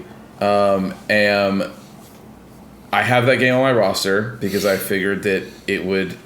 It's gonna be a decent do score. well. I think. Yeah, you do fine. But here's the thing. It's a Just PlayStation fine. exclusive too, isn't it? So it'll do. Okay. Yeah. So that's what I'm saying. But like but is this the one that bombs and people use it as like the that's what I'm struggling with. Is I'm like I see all these things. I'm like, man, all of that does not look good, and it's making me so that I don't want to play the game. Now, I agree with you, Preston. A bunch of horny people are like the anti fucking whatever. They're gamers. gonna defend it too They're- because it's gonna be their waifu or whatever shit. Yeah. right. But will that translate into review scores? I don't think so. Oh no. Yeah, no. And so I'm like, do Maybe I one or keep two, it? but yeah, no. Or do I just drop it? And then it's like, I don't know. We'll see. You say that as Alex is now counterpicking it. to It's lock okay, it in. drops. Drop it. Drops process before counterpick, so it doesn't matter. Oh, okay. Well, you got time. I'm sure. I'm surprised nobody counterpicked it to begin with. Well, because I think up until the demo, everybody was under the assumption that That it would was going to fine, be at good. least, yeah. Yeah, that's as far as games, and then the game we play talking about later on today. That's all the games I played. I all cut up mostly on my shows. Like tonight, I'm gonna be catch up on what I have left. But X-Men, Bad Batch, Shogun, they're all either fine or great, depending on which one you want to talk about, which one we'll dive into. but there is one that I have like binged hard. So I am 26 episodes deep, and I got like 28 altogether. I'm not sure when they're releasing new ones as far as episodes, but Free Run. I think it's called, like the subtext is like After Journey's End. I mentioned it last time. It's a very D&D like thing of like they finish the final boss kind of deal. They go to town, they celebrate, and then the rest of the show is about Free Run, who was the elf mage. So she lives longer than everybody else in the party. I think one person, I don't even think he's a dwarf. He might be a dwarf. I think he's a dwarf. So you got a dwarf, and then you have 2 humans, a priest, and a hero and a warrior. And of course, they all age out, and like the rest of the show is like 50 years after their battle. So someone has passed away, and then it was her. She goes back to see all of her friends back in, and it's this whole journey. It's very Lord of the Rings, where she's traveling through the lands, walking through, picking up like small jobs on the side, like a farmer. She wants to help this farmer out because she needs some cash, to obviously buy food and stuff like that. So she'll just help the farmer. Like it's like her and her like apprentice, and they're like lifting carrots out of the ground to help them like harvest other stuff to not have to work so hard, I guess, or just get it done faster and they make more profit. But there's a lot of small episodes like that. It's super wholesome, like zero fan service in here whatsoever. Even to the point to where like there's right now in the group there's her apprentice, and then there's like they picked up a warrior, and there was one point to where like she falls asleep in the snow, so like her apprentice has to carry her. He's like, you've been carrying her for very long. I'll carry you for it. Just let me carry her. And like the camera does a little weird thing, like zooming in, like it's like staring, and she just looks over. He's like, pervert, and she keeps on walking on, and it happens all the time to where like he's not saying something perverted, but he could easily do it, and before he does so, she automatically calls him a pervert. He's like, what the hell? Like, what do you mean? It's very funny, very wholesome.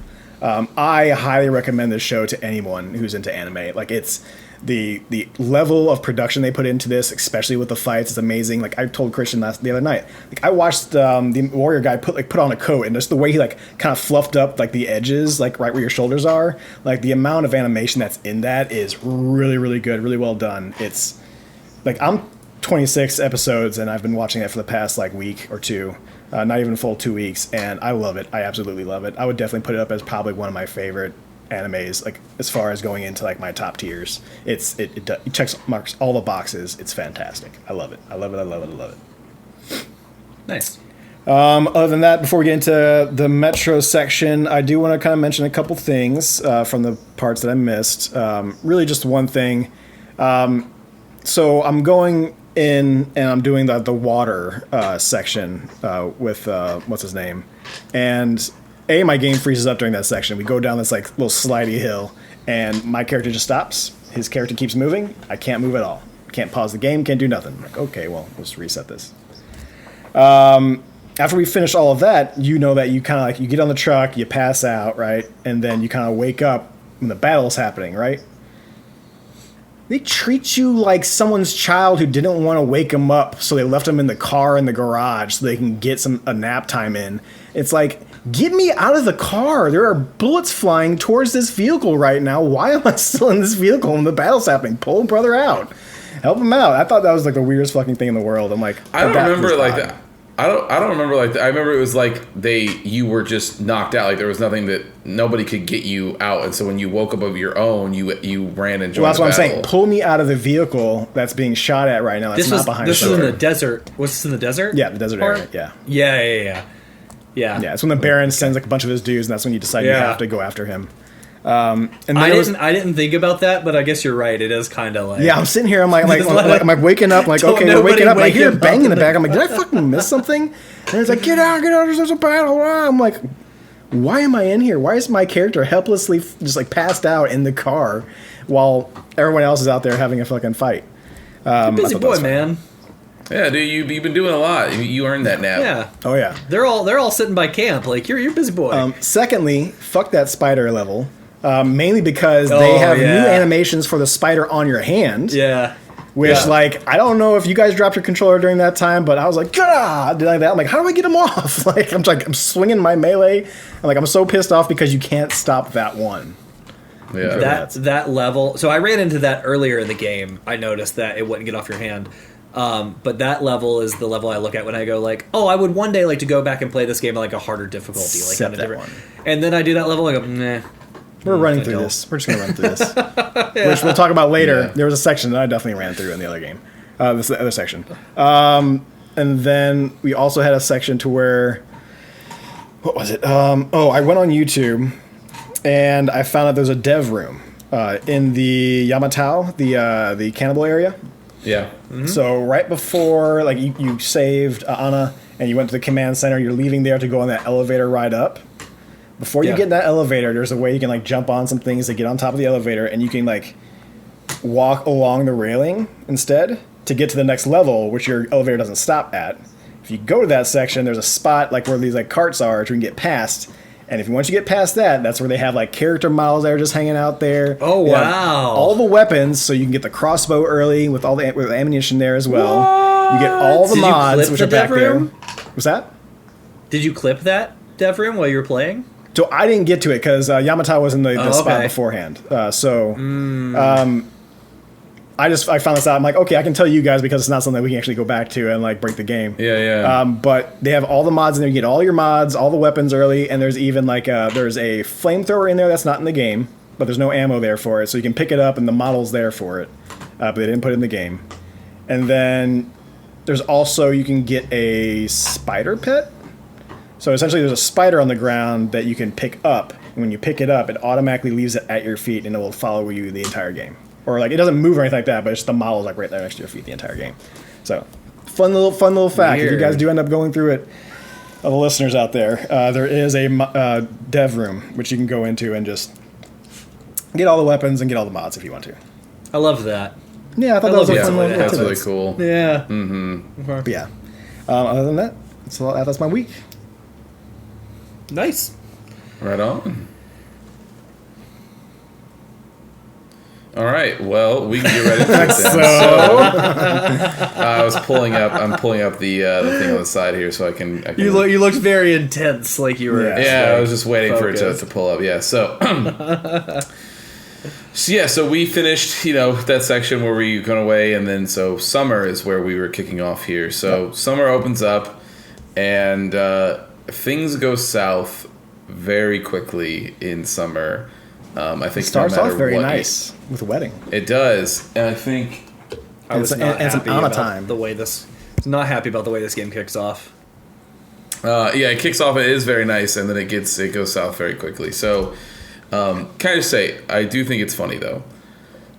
So summer opens up, and Anna mentions that the cough is still with her, and she's hoping that when you guys get out of the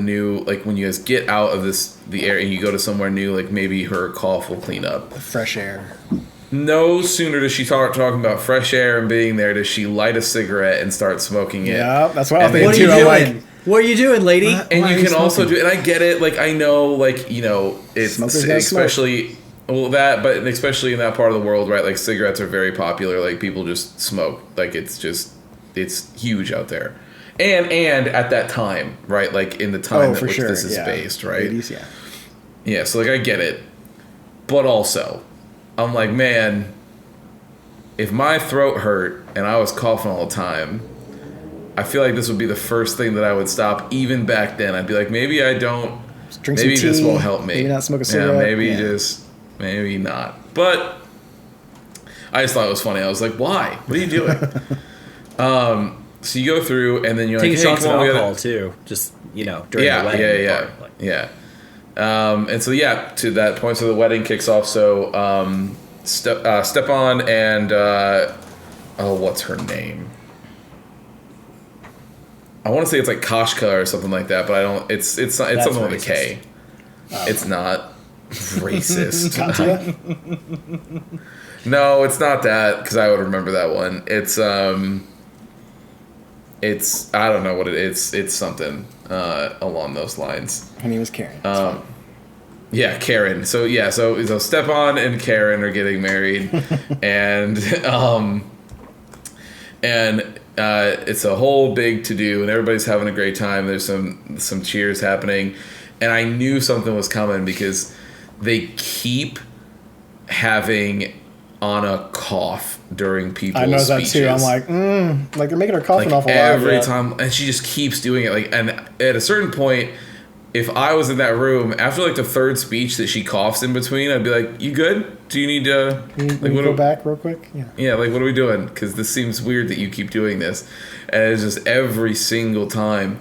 And then she just starts getting, and she's like, and it's just bleh, blood goes everywhere, and then she's like bonk, and she's like head goes out, and I was like, oh no, this is bad. And so everybody, circles around her. They get her on the couch. They lay her down, and she's like, sorry guys, I didn't want to, ruin the day. It's been happening for a little bit, and everyone's like, what the fuck do you mean a little bit? And so they start having. It is Katya, by the way. Oh, okay, yeah. And so then when you get everybody together, like Miller, you and Katya are like he's like, get in the front of the train. We're talking about this right now. Like, and so you go in there, and the discussion becomes very quickly.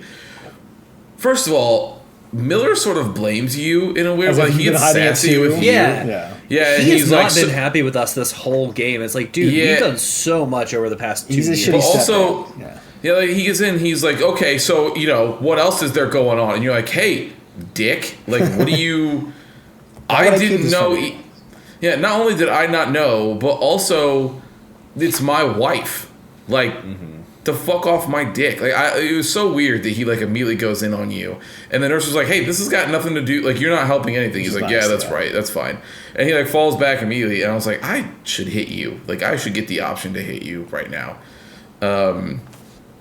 But so she immediately is like, look, there's a good chance that we get to this new area, like this new forest area with the fresh air and everything, and she might just recover on her own. And he goes, okay, well, what if it's TB? He goes, well, if it's TB, there's medicine for that. Like, we can try to find some medicine for it. But also, it still might help. Like, being fresh air will make it better, baby. Yeah. Like, in a better climate, it still will help. It's not going to hurt anything. Yeah. So, like, we still need to go there. Regardless of whether we stay there or not, we still need to go there. And it was like, while we're there, if she gets better on her own, great. If not, then we can get some medicine going, or we can start researching some old medicine and try to find out where it's at.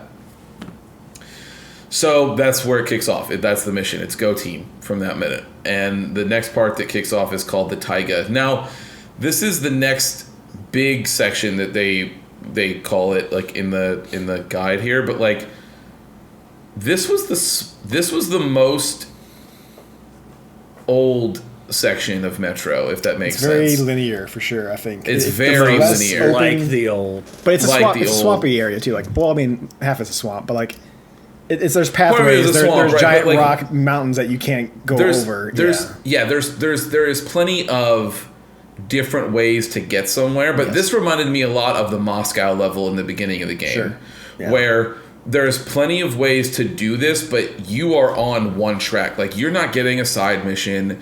You're not getting, like, the ability to get in a buggy, like a car, and drive around.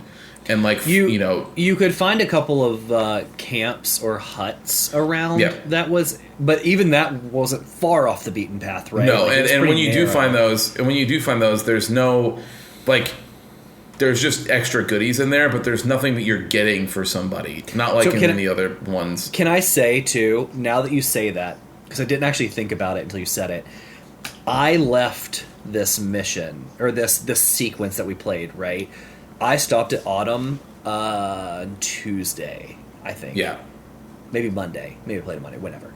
I stopped, and I have been fighting with myself to not dive in and finish the game, right? And I was like, I'm not going to finish the game until after we talk about it because I don't want to, like, get confused with anything.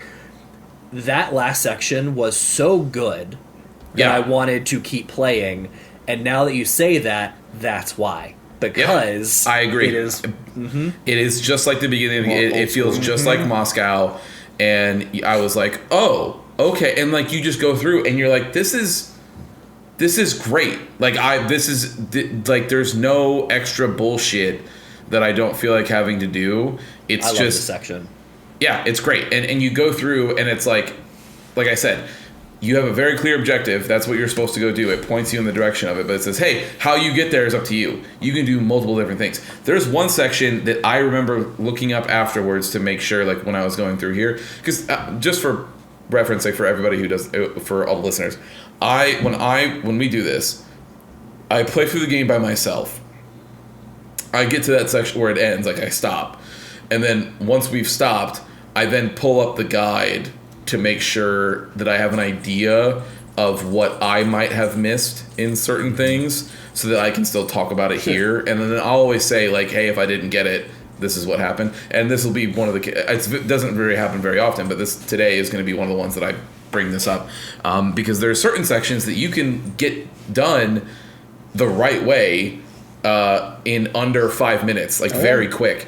And then you go and look in the guide, and it is like this giant to do, and I'm like, well, how did you not just go? Like, it's just that's sort of the beauty of the way they design some of these missions is if you see a way and you're like, can I just go this way? Most of the time, that is the case. You can just go that way. But yeah, so the beginning of this mission starts, and Miller and everybody's like, look, you and Alyosha have to go ahead in the rail car to scout this out because the tracks are getting perilous up here. You guys can get there faster, and so you can scout it out ahead of time to make sure that everything is looking good for us, and that we've got a place that we can pull off and stay, and everything can be nice, right? So that Anna can get there and be cool. And wouldn't you know it, because Artyom can't have more than 5 minutes of a nice time, even his nice time... Has he ever not wrecked a car? Have we been in a car in this game that he has not wrecked? I mean, to be fair, the train has not gone completely wrecked. Yeah, the train has, but no, yeah. I'm talking about car. Like a car on the rail. Have we been in one that he has not wrecked? To be fair, I don't think that most of the wrecks are not Artyom's fault. It's always something that happens to him. Okay, that's fair. Oh, sure, but there tends to be maybe coincidence, but there seems to be correlation here, right? Like multiple cars, one driver. That's all I'm saying. And now I agree. Now here's what I would say though, is that I think it's less of Artyom being a bad driver and more of him being stuck in a personal, like, Final Destination style hell that he keeps finding himself in. Where the second he gets into a car, the universe is like, throw a bus at him. And you're like, and he's just parked, and he's like, there's a bus coming, I don't know what I'm supposed to do here. And then, but you and Alyosha are going down, and he even says, like, hey, we gotta radio Miller and let him know that he's gotta take the long way around, because, like, the rocks are falling out from under us here, and we're just in a rail car. Like, it's not gonna be the best idea. So you radio him, and he's like, all right, sounds good. Let us know when you get close. And he's like, all right. And then before you even have a chance to fucking hang up all the way, you have this giant crash that throws the car off the rails and into the lake and all this other stuff. And it is not even the lake, really, it's a river that's like rushing by. And you and Alyosha get completely separated and blown apart. You lose your backpack. That's gone. See you later. And you are saved by a mysterious woman who we do not know the name of at this moment. And she basically is like, look, we got your friend. I can tell you guys aren't pirates, but also, or bandits, but also don't fuck with us. Like, just, you should, like, I'll if you want to try to find your friend, that's fine. But I'll try to work with my people and let them know that you guys aren't bandits. But just so you know, like, they're probably going to try to shoot at you because you guys, all we're used to is bandits around here. She pieces out, she leaves, and you, like, reach forward, like, and then you fall asleep, and then you wake back up, and your immediate goal is obviously to look for Alyosha. And as you're going through that, you hit this little, I don't even know what to call it, like, just like kind of like a town that used to be there, that used to be like, it was clearly a settlement of some kind. And you start noticing that there are tons of dead bodies everywhere, but they were put there as a warning. They all have signs on them, and the signs on them are any crime that they have committed as a bandit. So there was one that's like a rapist, and he had a bunch of arrows right in his junk area that pinned him to the wall. There was thieves and murderers and all sorts of stuff, right? Like every crime that you can think of that a bandit would do, these people were in one case crucified for it, another hung, whatever, and then they were made an example of, basically. And so you are making your way towards like a meeting point that you have with Alyosha, and you're trying to just hopefully that he's waiting there for you, and you can also get there. This time is where you find, unless you were lucky enough to be in the dev room, this is where you find the crossbow. Yep. And I don't know about you guys, crossbow, obviously, because it's meant to in this section, it is a main. It will be staying in my inventory forever. It is fantastic. It hits so much harder than any other weapon I have, and it's silent. Yeah.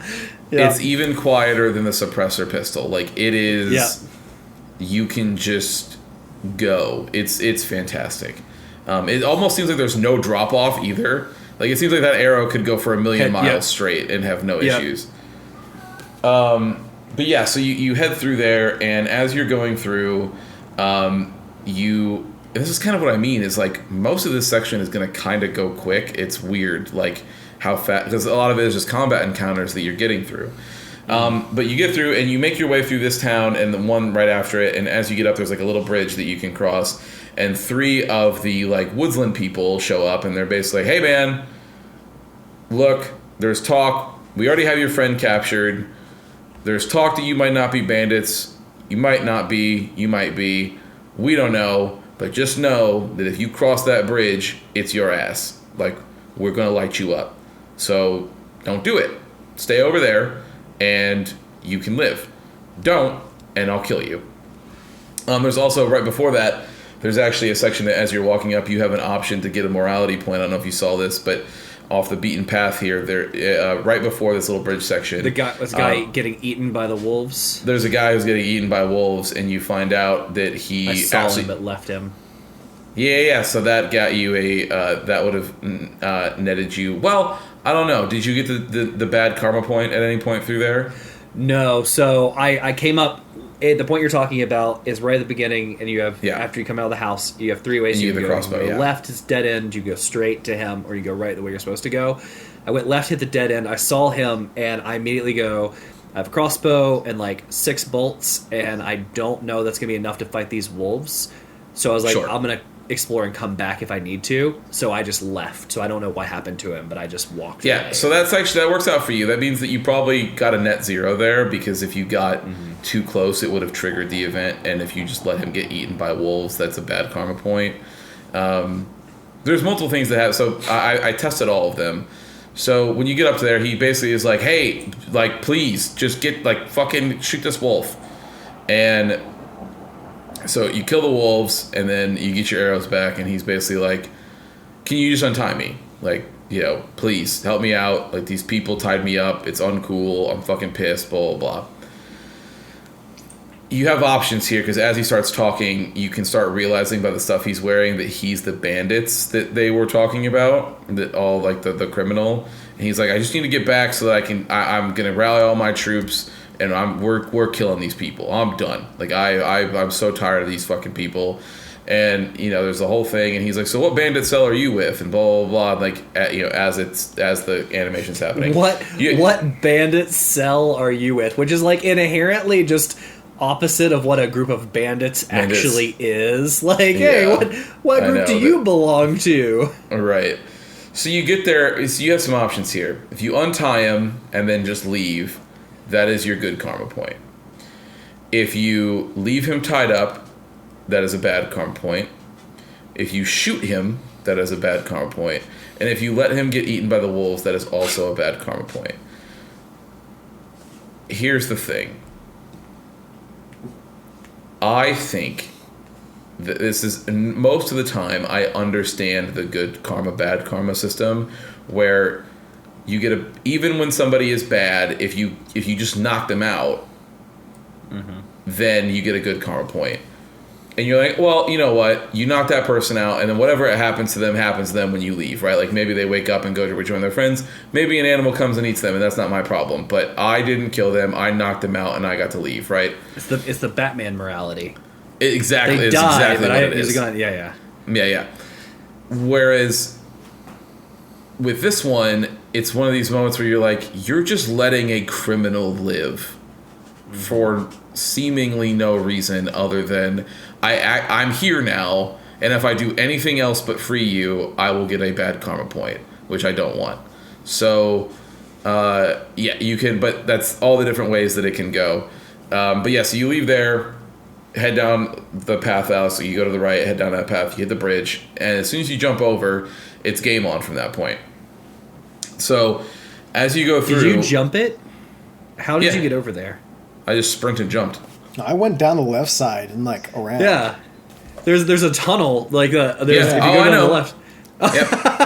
I saw it and I was like, I wonder if I can. No, I saw it. I saw that and I was like, that's clearly where they want me to go. There's mushrooms Yeah. down there. There's a whole thing.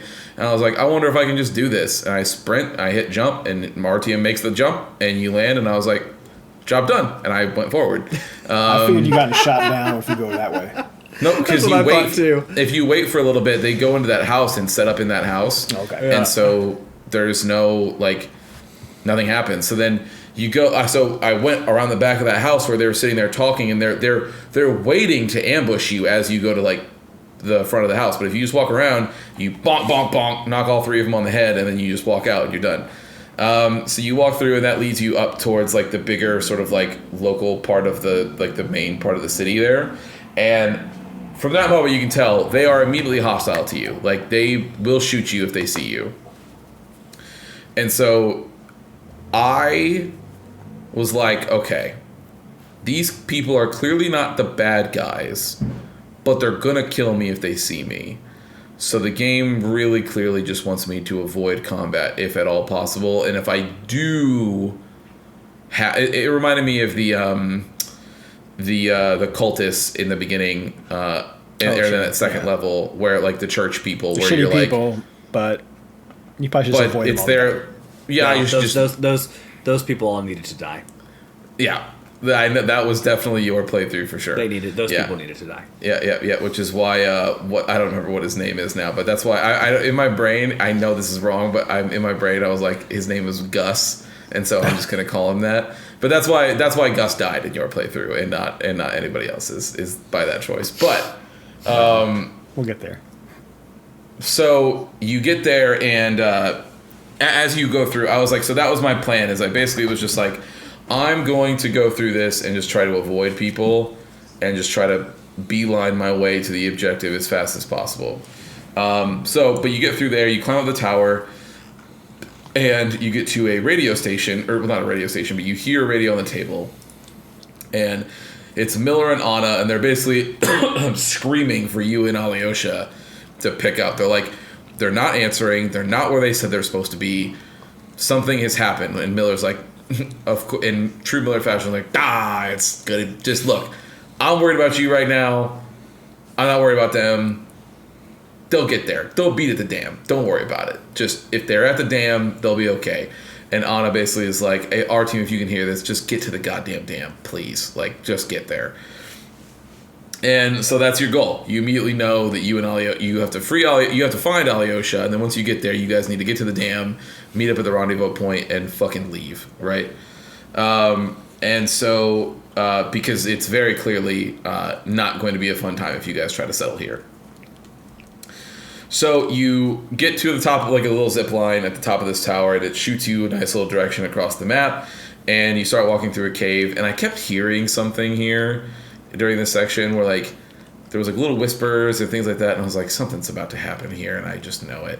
And when you know it, you trigger a rope trap, you get hoisted up into the air, and all three of these dudes are like, we caught the other one, you idiot. Like, they're just like making fun of you. They're like, I can't wait, I got his backpack too.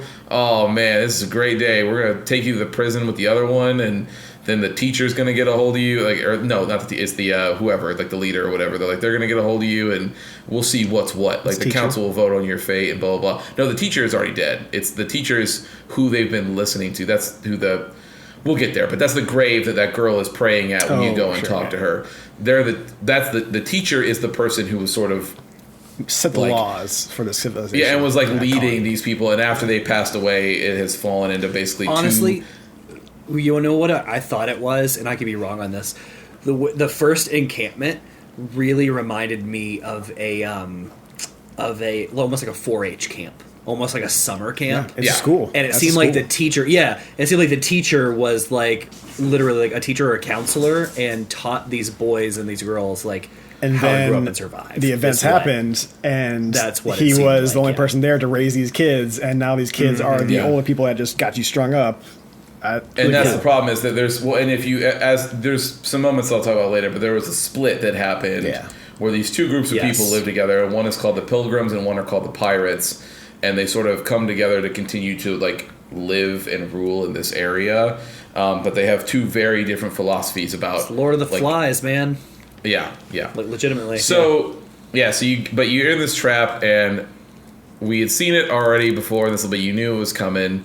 But the crazy radioactive bear from the second game is back, looking just as freaky as ever, and it has like the weird split mouth nose thing, and it's like fucking looking at you, and I was like, oh god, I hate this. They set it on fire, it burns the trap down and kills all three of them basically, and you get to just leave. When you get down, though, you get your backpack back, which is nice, and you're sitting in front of one of the guards that took it, and he's like, oh, you son of a bitch, like, you're just going to kill me, I know it, blah, blah, blah. This is another option here. You can either just leave and walk away from him, and that is a good karma point, or you can shoot him, and it obviously is a bad karma point. But as you move through that section, it is very clear, so you're coming down the path, and there's like a big village, sort of like local camp that you are heading towards.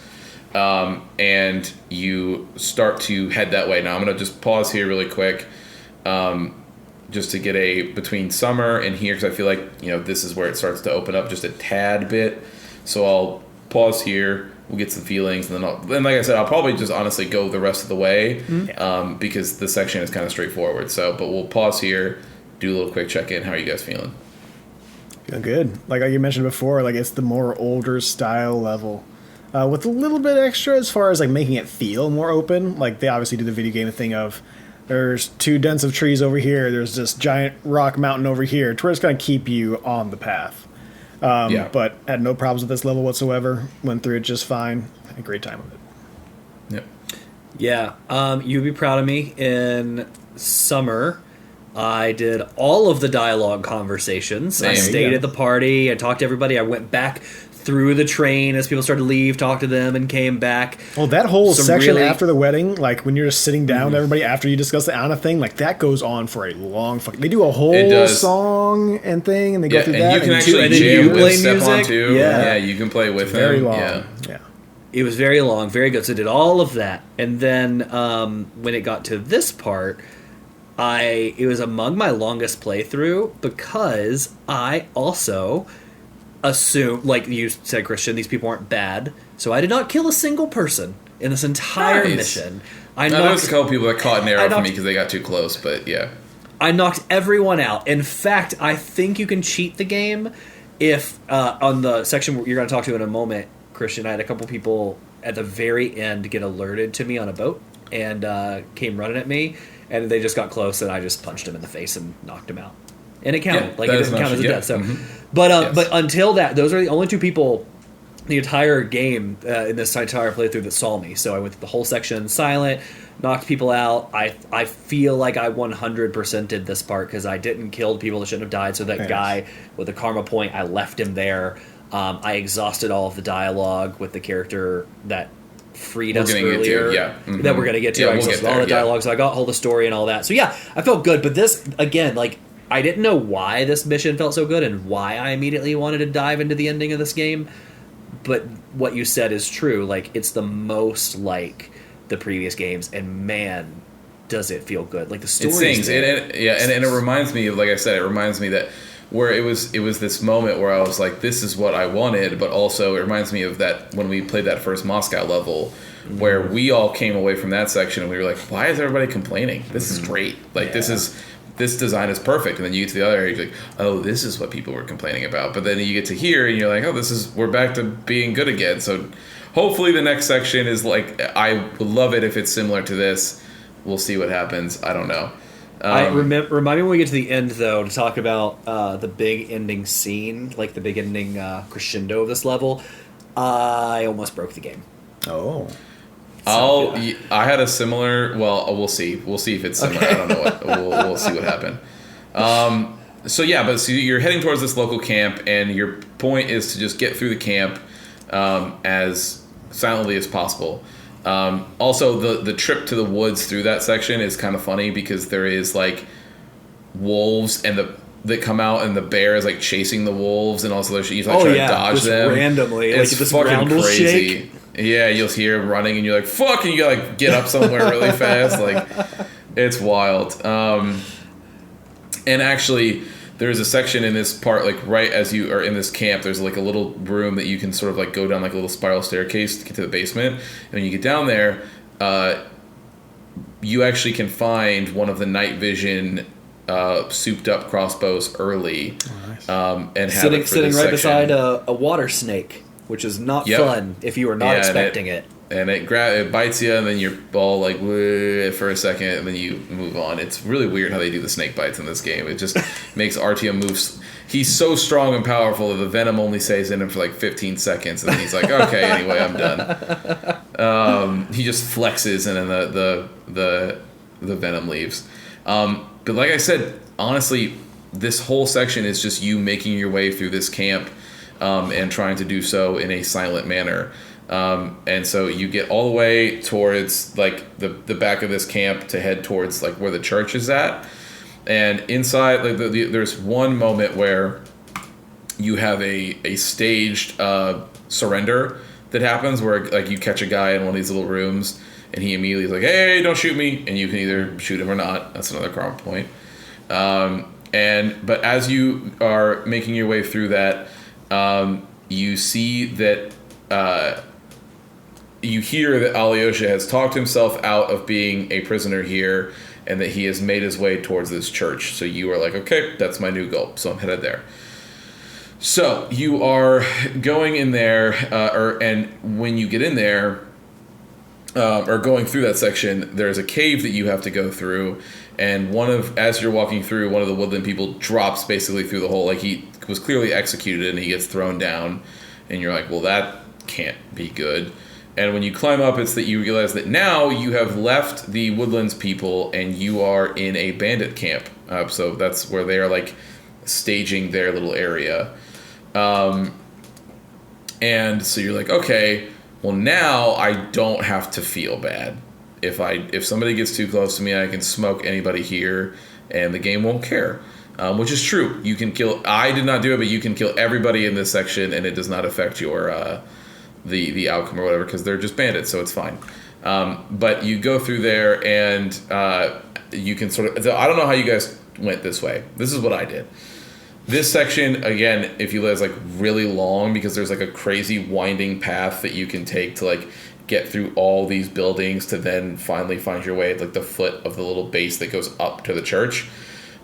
The other option is when soon as you get out of that first building, like with a dude that's getting like where he's torturing the woodland people, you get all three of those people dealt with, and then you jump out of the window that one of them was standing behind, and you basically just do like a loop like around the back of it, and then circle your way back in front and then go up towards the church. Like you just skip every single building in this place, and if it's nighttime, nobody sees you. And so I just stayed crouched, and I was like, do. I walked around. It took me 5 minutes. Like, and it's the same thing with another one. I got there, and I was like, there's no way that that's what they wanted me to do, but it worked. And so I just left, and I was like, bye. And I went up into the church. But you get through the church area, and you see, it is the classic Metro arena, and you're like, yep. Something's about to happen here, and I bet you it has to do with that stupid fucking bear. There's no enemies and a big metal gate. Yeah. And nobody is stopping me from going in here. Yeah. Yeah. So you get up, and you're like, oh, okay, cool, there's a rope here, so I guess that's what I cut to get into this. So you're like, all right, and you go to start cutting it to like let the bridge or the ladder down. And before you even get halfway through cutting it, the bear just slams through the fucking thing and knocks you back, and you're like, oh, Jesus, and he's like ready to get at you. And so the goal is basically to either damage him enough or just dance around him enough so that you can hurry up, cut the rope, and climb up the ladder before he has a chance to do anything. So is it a damage or a time thing? Do you know? Both. It's not a time thing. It's you either do enough damage to him to like stun him for a second so you can cut it, or if you just like run all the way to the back, he'll charge at That's you. what I did. Ran to the back And and then then you just kind of kited him away from it and then hurt Exactly. So I fought him for a long time. Nope. Like a long time. And I Yeah. think what happened, like I shot him, I was shooting him over and over and over with a shotgun, all kinds of stuff, to the point where he broke every tombstone in that cemetery. Yep. Which is why I didn't know, like, is it like a time thing or a damage thing? It must have done. Yeah. It's a damage thing, but there's only certain kinds of damage that get him. It's a very high threshold of just shooting that will let you get to that moment, Fire. or you can use one Molotov cocktail and it'll keep him steady enough that you can then run and cut it. Those are, or you like you said, you kite him. That's basically the two ways that you do it. But yeah, so you make your way up to this section, or once you climb the ladder, he leaves. And you start climbing through, and who is there to greet you? And is that our new friend who saved us in the beginning, Olga. So Olga is there. Now, I'm just gonna say, I think that the story section that comes here, if you stay here and talk with Olga, where she like drops like the lore of this area on you, is very good. She is one of the worst voice acted people in this game. It is Everything rough about to her, listen to. even her character model, like it was a little janky in the way it would like move around, and like she would stand for like a couple of seconds to where I'd be like, "Oh, cool, it's done," and I'd stand up, turn around, and she'd start talking. Yep. Like, "Oh, I guess I'm Every sitting time I back got down." up, she like started talking about, I had the okay, same this was thing. Yes, I had the same You're just like, thing. long Yeah, pause. is this it? Are we Pregnant good? And pauses. she's like, so anyways, and you're like, oh god, just when can this end? Yeah. That being said, the lore that she delivers is Very very good. cool, Yes. but it's one of these moments where you're just like, good lord. But she lets you know basically the whole, and we already touched on this, so I won't go through it again. But she basically lets you know the whole lore of everything about who the teacher was and how everything came to be, and now that there's these two groups of people and how they're fighting against the bandits. And the one thing she says to you before she leaves, or after she gives you the details about Alyosha heading to the dam, he's like, hey, he's trying to head to the dam. He doesn't want to leave without you, but he's also not fucking staying here. So he says, hurry up. And he's going to get over there so that he can use the radio to be in the clear air to call your leader. She's like, all right, mission received. That's where I got to go. Cool, I'm done. She does say to you before you leave, though, she goes, look, if you can manage it, do not kill any of the people that are out there. I understand that they might shoot at you, but just know that it's not like they don't know. They're not like it's. I'm going to try to convince them that you guys aren't bandits. That it's not a big deal, but like they're just defending their home. Like it's not. And you're like, I hear you. I haven't. That's not a big deal. So this is where the swamp. You take a zip line from there. And she also said two other things, just real quick. So she said, Sure. She did talk about a friend in the lore, like a friend she hadn't seen in a while, right? Like somebody she was close with. oh that, yes, yeah, right. But then she also let us know that she really likes Alyosha. Oh Yeah, yes, like, yes she does. Yeah, she does let you know that.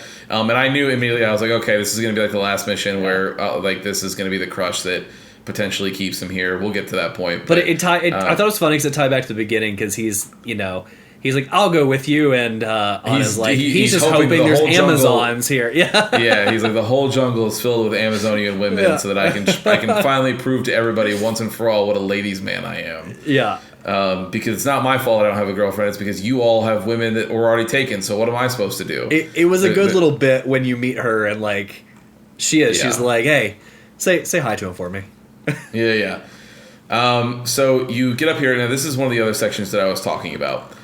This section, if I go through the guide, is one of the longest in this whole like section. This here. was long for me. Yeah, this one took me less than 3 minutes. I was in and out of this whole I section. hugged the It left was side so- the entire way through. Got through. You open the outside gate, and the you're like, buil- okay, I outside the guess, and then you buildings. leave.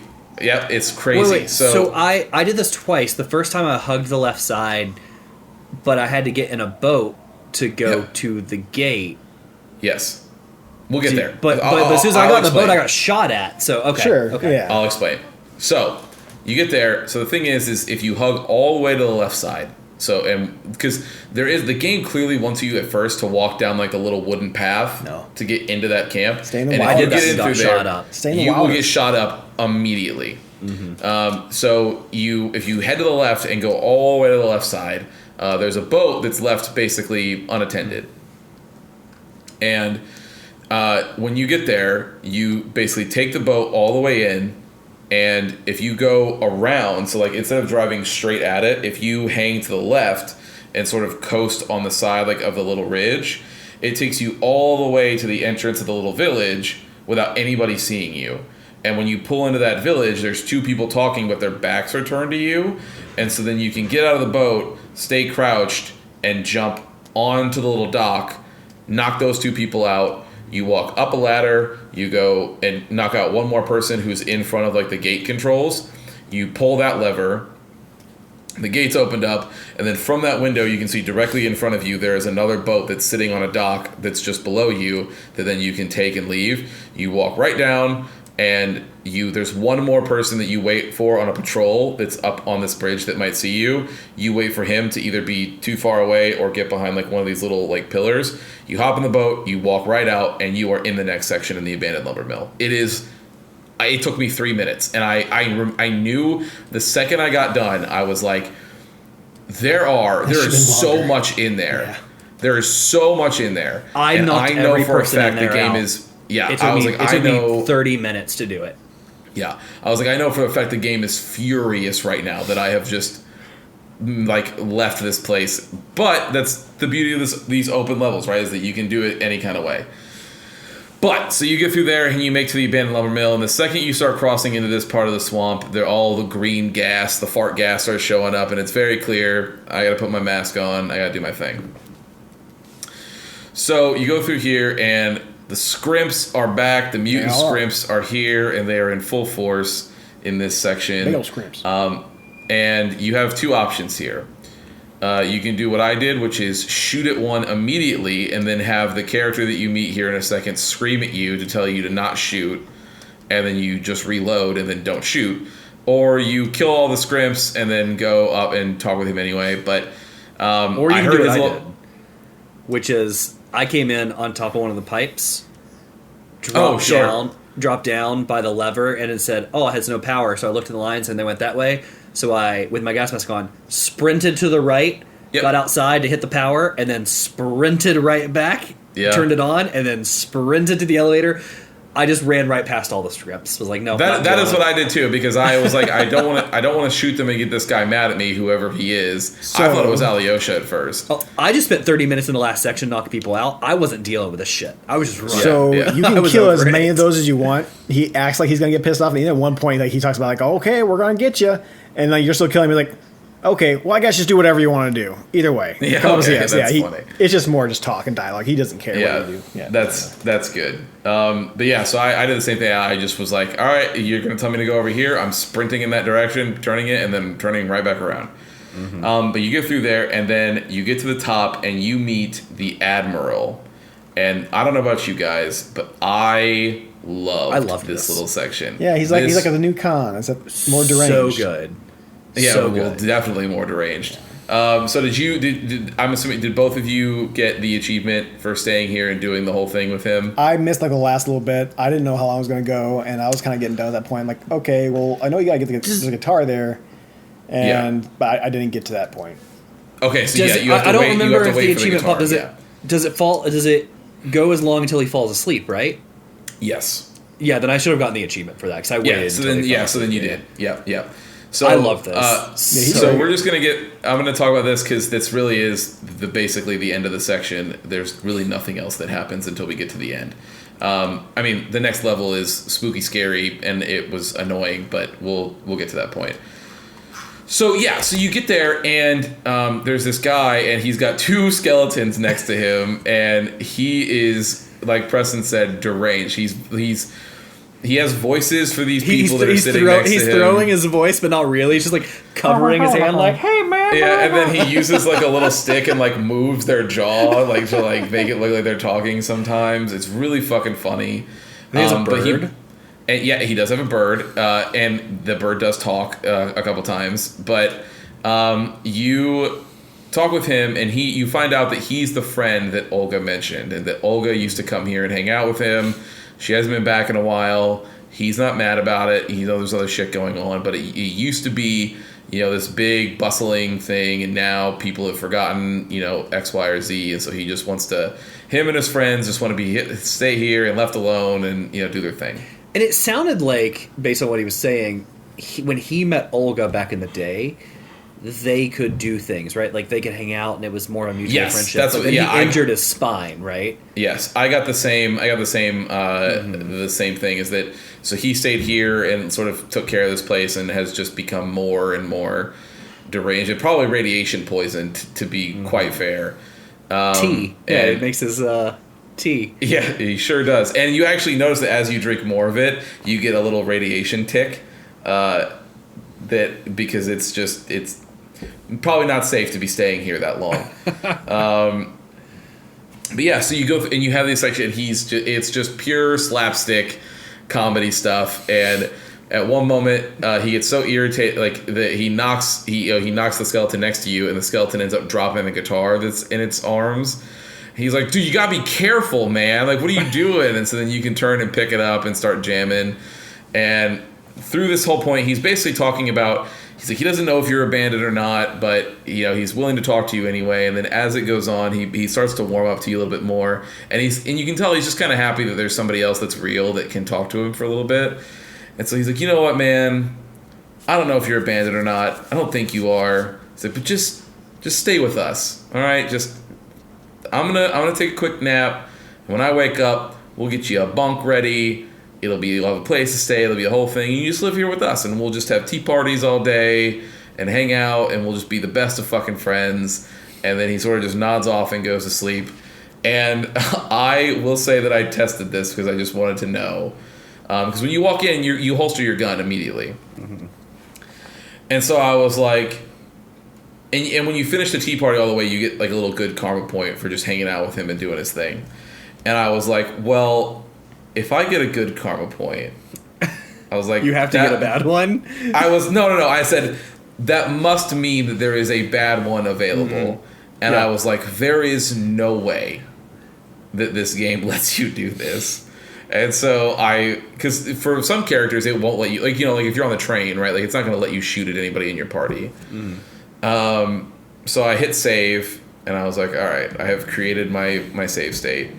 I took the crossbow out, and I was like, I was looking at him, and he's asleep in his chair, and I was like, don't let me do this. And I shoot, and it fucking kills him, and the screen like does the bad karma thing, and I was like, oh my god, why? And so I was like, start, load, go back, and I was like, they should not let you do that.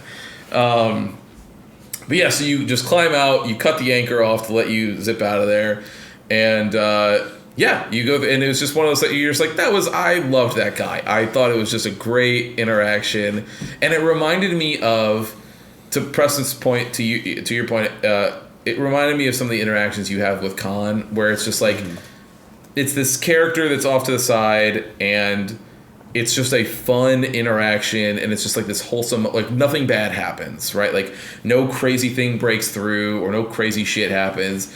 It's just a fun writing moment that they had in the game that you're just like, this was a nice little break that I can go off from now. The only thing I wish, and they didn't do, is at the end of this level, when you meet back up with some of the people you met previously, like Olga, there's no tie back. I wish, because you started to kind of feel bad for him, right? Like I wish there could have been a little thing where she's like, oh, you know, so and so says you saw the Admiral.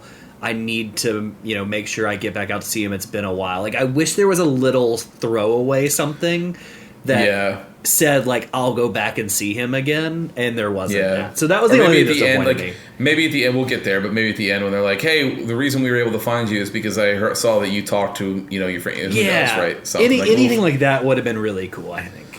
Yeah. So, but you zip out of there, and you are in a underground bunker, and it is very clear from the second the door opens exactly the enemy type that is about to be in here, what you are going to have to do, and what you are going to have to deal with to meet back up with Alyosha. And I'm just going to say, I don't like anybody in this world this much. If I saw that many webs and that many giant radioactive spiders somewhere, I would just be like, you know what? Just gonna close this door. Just gonna back Yeah. up. I'm gonna go hang out with the Light crazy it guy on now. fire. I'm going to I live with ran. the Admiral. I did the same I did the shrimp same thing. thing. I sprinted through the whole. I So didn't in fight any this of these level, people. apparently there are like there's an infinite spawn to these spiders. Unlike the bunker you had in that last section. In the last section, I cleared them all out because I forgot how to get the map. So like I'm going back through it, and none of the spiders are coming back. In this one, they will constantly respawn. They don't want you to like consistently kill them. You want you to get your shit done and get out. Yeah. Okay. Now you are able to. There's a generator that you can find here towards the end. You have to do it, but when you do it, it makes part of these sections a little bit easier. There's little torches that you can light along the way that will keep them away from you because obviously these spiders hate light. But then as you go through to leave, you have to turn power to like the massive door that sort of lets you out into the next section of the bunker that takes you back up to the surface, right? And so you have to get the gas can that's near the door and then take that all the way back to the generator, turn that on, and when you turn that on, a bunch of the lights start to flicker and turn on, and it gives you like a little safe path to basically run back to the door. So you get through that. I couldn't remember why this section was so easy for me, and now I do because I've been carrying the night vision goggles around with me forever. So as soon as that happened, Yeah. I popped on night vision and I literally sprinted. And I got lucky when I went up the stairs. I found the gas can in the first room I went in. Yep. I was like, cool, and just ran into the I'll end. need this. Yeah, I did the same thing. Yeah. I didn't use my night vision. I just lit the torches and did this, but mostly the same thing. But yeah, so you go through there, you get to that door, it opens up, you go up to the surface, and when you go to open a door, you hear somebody talking, and of course it's Alyosha, and he immediately pulls a knife out to like come at you, and he's like, "Oh fuck, it's Artyom." And he's like, "Great, I'm so happy because I'm about like 5 minutes from fucking leaving this place, and I really didn't want to leave without you, but I was about to." And he's like, "By the way, how about that Olga, huh? She's awesome," and like just doesn't shut up about her basically the whole time. You start leaving, and you start walking through this, and it's very clearly a big open section again, and you just go, well, I know exactly what's about to happen here. But before that, as you start walking, Alyosha starts pointing out some of the scenery to you, and he basically says, "Hey, it looks we need to get back because Anna's not doing so hot. This air and everything has not helped her at all. But also, this is not livable. Like these people, everybody here is going to die." And he goes, "Look at the water over in the dam." And you look over and you can see it. It is like green. It is like this. It's so irradiated. And he was like, "That dam is going to break. And when it does, it is going to be an ocean of irradiated water that's going to swash through this whole valley, and everybody's going to die. Like you have to." He's like, "I want to try to warn Olga." He's like, "I got to figure out a way to, rescue or warn her or whatever." As he's saying that, you guys are walking across a bridge. It starts to crumble, and you guys fall in this little ravine. He hurts his ankle. Your leg is trapped, and what happens? But Mr. Bear shows up, and he is ready to eat you while you are pinned to the ground. And Alyosha throws something at him and gets him to run away from you for a second, lets you free yourself, you pull yourself up, and then the fight begins. Now, there is two ways to do this fight. One of them I found out after the fact, and the other one is what I assume is the normal way, which is you just throw like 3 or 4 Molotov cocktails at this bear, and he kind of just burns and dies. It's not that crazy. You shoot at him a couple times, you throw some Molotov cocktails at him. Well, it makes you bada go bing, into a bada cutscene. boom. Yeah. Well, I'll get there. So, the other way is, apparently, there is a little fence that you can jump up on. Yep, I saw that. And when you sit on that fence, it is just out of his reach. And you can just sit there and shoot at him, So and he I don't can't know, do anything. I don't know if it's the same section, but like the spot that you're gonna leave at the very end of this, there's that spot with a post, and it has like a little fence, like you said. It's right you there. just go on the opposite side of that fence, where there's a little bit left of the cliff, and like Yep. there's a cliff right behind you. but that's just out of his reach, and he will just sit there and stare at you. And I started doing that for a little while. I'm like, I kind of feel bad about doing this, not to mention that I'm the B-roll here, so I probably should go actually fight this fucking thing. So I gave him a couple pot shots. I'm like, okay, now I'll go out there and throw Molotovs at him. So here's the thing. This is funny that you mentioned that because you would have sat there forever. So the way the game does this boss fight is it is absolutely a damage point. And the cutscene that happens where you get hit, which is where my game almost crashed.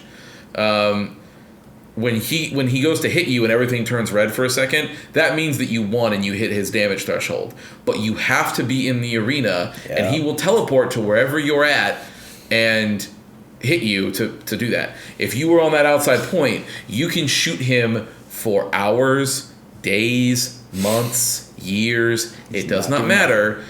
It will not do anything. Like you'll just be at the point. Like he's invincible, and it's such a weird way to do a trigger for a boss fight. Like, I mean, I get it, but it's just... How did your game almost crash here? Because this is where my game almost broke it. And so I'll tell you. So I just threw Molotov cocktails at him, right? And I would dodge him when he ran at me. So the Molotov cocktails in this game are doing damage over time. Well, one of the times he ran past me, I threw it at him, and he was really far away. So the damage is ticking off. He's at the ass end of the other side of this arena. And I'm by like where we leave, basically. And I hit the trigger when he's over there, and the game just goes. I mean, when it's like it's like scream, like it is like electronic screaming at me. I know that noise. And I was like, oh shit! And I was like, I don't want to do this section again, but two, I don't know what's about to happen. And it's like, bop, bop, bop, like R2 was like moving in chunks. And it's and the game's screaming at me.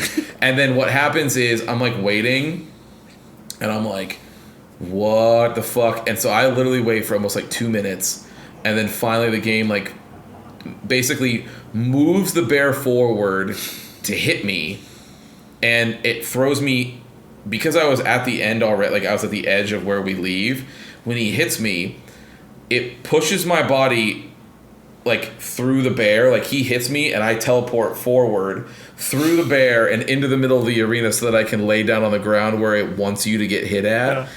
And the entire time it's just like this crackly, like crazy, like crunchy audio. And then finally, when the red part goes away and the bear starts to fall off the edge and that whole scene happens, the moment that you're hanging from the edge and Alyosha goes to pick you up and you stab the bear in the eye and then you leave, it started to normalize at that point and became regular. But all throughout there, it was this grindy, screechy, screaming audio, and it was like moving in chops. It was so let me say, weird. I did the same thing but opposite.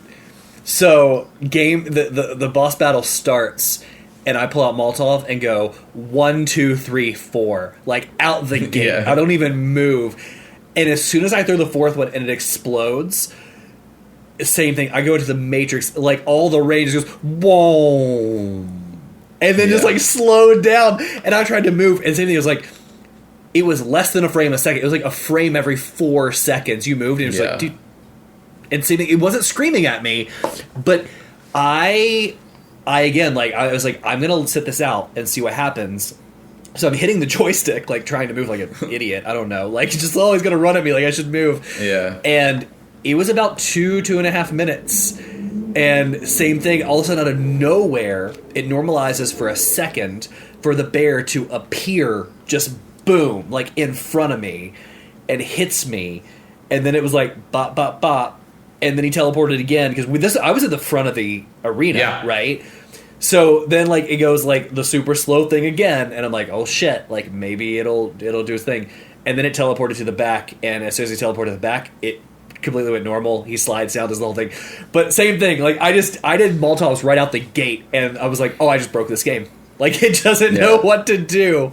Yeah, dude. So for our lovely listeners here, if you're ever making a video game, this is a masterclass in how not to design a section. You do not use these kinds of triggers for anything.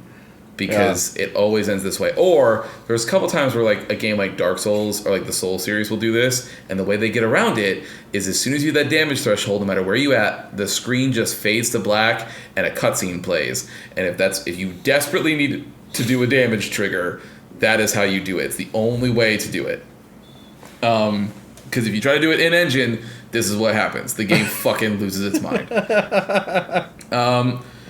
But yeah, so like power. I think you're doing console, but like this GPU and stuff is no slouch, right? Like it should be able to process that, and it could not process that. Yeah, it's having a hard moment. Yeah, and, well, there's an argument. It was not made for these GPUs. It was unoptimized, but yes, yeah. Yeah, so you get through that, and as you kill the bear and pull yourself up, Olga and some other homies show up, and they're like, "Look, hey, we convinced the people. You're all good. There's no issues here." And there's no, like, everybody's fine. And now I think just by his face, Preston definitely got the other version of this, so I'll let him tell it. So what is the other version? You'll see. But so Alyosha is there with you, and everything's great. Everybody's happy. And he basically does, like, the little, knight in shining as he leaves, where he's like, looks at Olga, and he goes, "You know what, Olga? I'm just gonna make a decision. After we get rescued, like after we all settle somewhere, he's like, I'm coming back for you. I will be back for you." And she's like, "Oh, I can't wait." Like, my hero kind of thing. And I know Preston had a very different, because I've seen what this is. But so you, everything's great. And then as you guys are ziplining out, because you're trying to make it so that the train is gonna come and cross the dam at the same time, so that you can get there, get on, and then leave. And he basically is screaming from the zip line. And he's like telling Olga, he's like, "Get your people away from here. Like I was right. The dam is not safe." And so it was he's not doing an all this efficient stuff. way to tell her. Like we were really far away, and he's still especially screaming because like, he "It's was irradiated!" Just it's like you could have just told her when we were standing there instead of like having this weird lovey-dovey moment. You could have reversed it. You could have reversed it, right? Told her, and then I totally agree. I totally agree. But you and I are too practical for Alyosha. Which is fine. I'm a man who has a face tattoo I was never going to be practical with anyway. So then that ends the section. Autumn kicks off, and that's where we end. So we'll stop there. But Preston, hey, let us know. Let us know what happens to our boy. So that last Alyosha section here. before you get to the spider area is obviously the spider you're not supposed to kill anybody in, right? Because that's the whole kids teacher place. So I'm doing like Alex said, I'm having a fantastic time. I'm avoiding people, doing great. And that whole section, I'm going left to get the boat and everything like that. Get to the gate, doing great. I'm like, man, I'm fucking killing it. I'm gonna get good karma points. Then I get to the end where I hit the gate, but someone saw me on my way up to the gate. So I'm like trying to avoid some people. They're looking around for me. I'm like, fuck. And I go up there, I get the gate, and there's one dude standing right next to the boat. I'm like, well, I'm in the moment right now. So I'm like, okay, cool. Throwing a knife, boom, take him down, get in the boat, go off. I'm like, oh. We weren't supposed to kill those guys. I'm like, well, maybe one wouldn't be that bad big a deal. Just keep rowing away. Get up to the top, you fight the bear. Same kind of scene happens, but Olga's not happy because you killed some of her friends. So she essentially comes up to her and she's like, I told you not to kill anybody. It's not what you did. He's like, get the fuck out of here. And your friend is like, but Olga, and she's like, no. He's like, go, get. And as we're going on the zip line, they open fire on you. And the homeboy gets it. The homeboy gets it. He's like hanging on you. He's like dead, hanging off of you. You take him back, and Miller is fucking brutal. Miller fucking gives you something. He's like, I got fucking Anna over here, fucking dealing with you guys left, and now I got him who's like more severely wounded. And he goes into the truck, and you can just see the dude is like down there. He's like, somebody's working on him. I'm like, I don't think he's gonna make it. So I don't think he made it. No, that's way worse than like the guy that I lost. At least sacrificed himself. Gus. Yeah, Gus like sacrificed himself to save me. Like yours is brutal. Betrayed by the one woman he loved. Ugh. Yeah, man. But see, the whole thing is like, okay, first off, Olga should have walked you through the area. To be fair, she should have escorted you through there and be like, no, just we're gonna let him pass. He needs to go see his friend. She had to go to the council meeting though. Fuck that canceling. What fucking talk about ABCs and shit like a teacher? Like, no, fucking walk me through here, get me out of here so I don't kill your fucking team members, because there's gonna be bloodshed if you don't walk me through here, which there was, unfortunately, from my playthrough. So I mean, like that should have happened. And secondly, Storms are coming. she comes up there and she's all pissed off at you because like comes out of nowhere after the bear's gone, like fucking good timing. And then like, he's like upset with you, lets you like you're all there hooking up to the zip ton, everything like that, and he's like screaming at her like I'm sorry, like as you're going, and then just lets it rip at that point. I'm like, what kind of fucking horseshit is that? Just let us leave. But no, that's just me with griping. It's a great section of the game. I love this part of the game, but that's how my section ended. So that's brutal. Yeah, so that's funny. I won't repeat myself too much because like I said, this section was straightforward. But and Alex will get your final thoughts since Preston gave his. But I love this section. I thought it was an example of how great this series can be. It made me feel really good about. I'm hoping that the ending sticks it because this was a great place to leave off on. Our next section is finishing the game. This is it. We're just playing to the credits. And so after next week we'll be, we're done. But there's only two sections, so technically 3. But this next summer is another one of the train sections where you're just talking. Yeah. And then, or autumn, I should say. Autumn is the next train section. Then there's the section called the Dead City. And that is another open area. And then there's just the finale, which I think is literally just the cutscene, whatever ending you get. Yeah. But so this should be similar in length to, if not shorter than the section we just played. But yes, so I'm hoping that the Dead City is similar to the Taiga. I would love that if that's the case. It would really make this game end on a high note for me, gameplay and mechanics wise. But yes, I love this section. I thought it was great. I can't wait to finish it.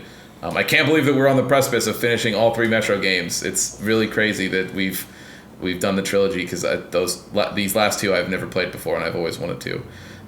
But Alex, your final thoughts on this gameplay section we did. I mean, this section was perfect, like near perfect, honestly. I thought it was fantastic. This, again, showed kind of why, like, I now love this series. This series I've never played before, but like I love this series now, right? Because when it's on, the first 2 games were on the whole time, right? Yep. But when it's on and linear like this, like it is near 10 out of 10. It's great. I am I'll be interested to see what happens because I played this section so perfectly. I think I'm going to try and continue that run. So we'll see what kind of ending you get up with when you do 50%. Don't give a fuck, kill everybody, and 50% go stealthy. We'll see if that equates to a good ending. I'm just going to not. guess, with how they do their endings, I'm going to guess it's not going to go your way, but we'll see. Yeah, we'll see. I'm a little worried to see what's going to happen with Anna, because, like, if you're ending this game, and I don't know that we are. Well, maybe, like, we are. I don't know that they are, though, right? Like, I Googled it the other 2019. They could be making another one. Outside the VR thing? No.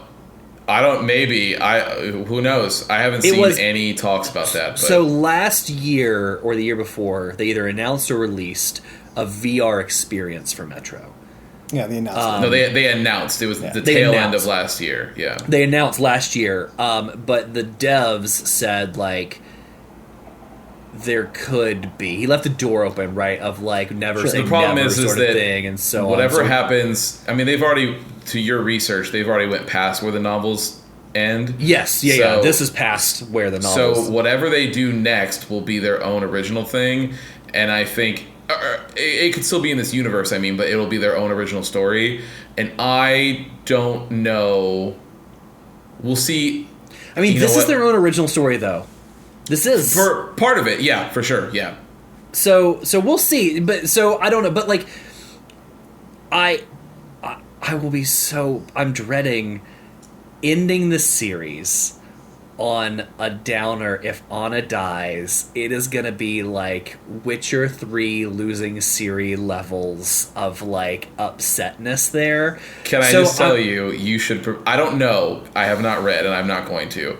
But there is the way this game has been building up, if you were getting bad karma points all over the place... The game is Anna's going to die. My prediction is that Anna's going to die, and if you were getting good karma points, she's going to make it out. Maybe you can handle this different ways, right? Because again, like it's the end of a series.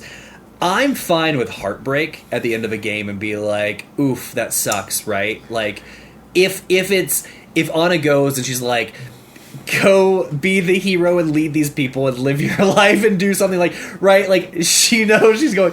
But if it's just straight The Witcher 3 of, like, Can I you just don't tell know you- if Ciri's coming back or not, and you end up in the crones, and you kill the crones, and then sit there as all the, like, bad monsters come and swarm in. If it's that level of, like, Can I tell you? dick kick, I'm gonna be furious. Can I just tell you that over the course of the time that I've known you, there's only been a few games, and Witcher 3 is the standout. There's been a couple others where once you personally have reaped what you sowed, you are not happy. And the level of copium that comes from it, where you're like, no, there's all these different ways they can handle this better. There's no reason to punish me this hard. And like the Ciri thing is the one that sticks out in my mind. I remember you very rarely, and I mean, I think maybe this is the only time I can think of you doing this. If you finish a game, even if it's a bad-ish ending, you let that sit for quite a while before you decide to revisit it. The Witcher 3 is one of the only games I can know that the ending made you so visibly upset that you press start new game immediately. Like you I were skipped like, credits and started a new game, yeah. Yeah, like you were like, this is not how this will end for me. And you went And through like, and did the and played it for like hours too. Like, didn't just like start new game and like no, turn because it that game's off. long. Like, Yeah, yeah, I like sat there and played it. Like, it kept going. I was pissed. yeah. So I'm just telling you, there's no way this ends kindly for you. But we'll see.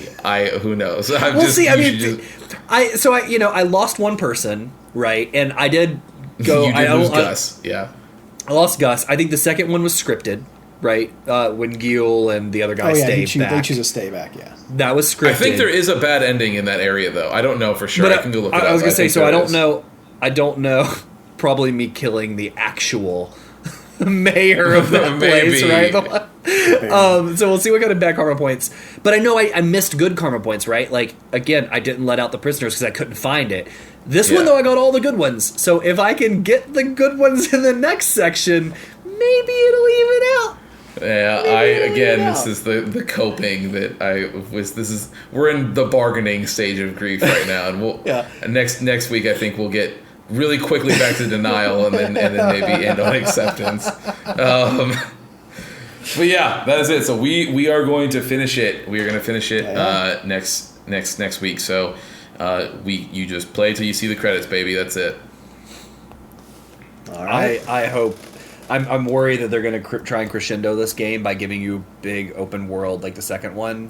I'm with you guys. I Let's hope see. they keep it. I really level don't of want that stuff. to be the case. I really hope that it's like this, but we'll see. did it there's It might be there's twice. some other stuff I'm excited to talk about at the end of this game that I fell upon. You may bring it up, Christian, so I don't want to I don't want to lead into it or give away any spoilers or anything. But there's another piece of this I'm interested to talk about. But yeah, this game's been fun. It's good. Great series. Yeah, I will say I will, and this is just a prediction. I don't know, but I feel like, and I don't know how well it's going to work or how much I'm going to like it. But with a name like the Dead City, I feel like we are about to get some Dark Ones to show up at the very end of this game to do some weird hope. hijinks. It Just depends on how they handle it, I think. I feel that way too with Dead City. Then again, it could just be like a really shitty level design of nothing but spiders and darkness. Bunch of fucking So we'll mutants. see. That's all you get. Yeah. Yeah, who knows? We'll see. But that is it. That is where we're at for this week. All right. Cool. All right, everybody. Well, thanks for hanging out with us on another episode, part 3 of Metro Exodus. Next week we'll be finishing it up, and I will be announcing the game that I am going to take on, or we're going to take on for my part, next week as well. But we hope to see you next time. Don't forget to join Preston on not this Sunday, but the following Sunday, because Nope. they're going to be When in you hear games. this, it will be this Sunday. Don't worry. Just know that we do Yes. Star Wars on Sundays. Just check Yeah, in. there you go. 9:30 If you Central Standard turn- Time. If I'm turn not those- on, I'm not on. Press that follow button and turn that bell on Yeah, so you get notifications when I'm not going to when annoy we you go out throughout the live. week. You're going to see it when I do B-roll, and you're going to see it when I do Sundays. So. Yeah. There you go. And we will catch you next time. So with that, Preston, you know what to do. Yeah. Hold on!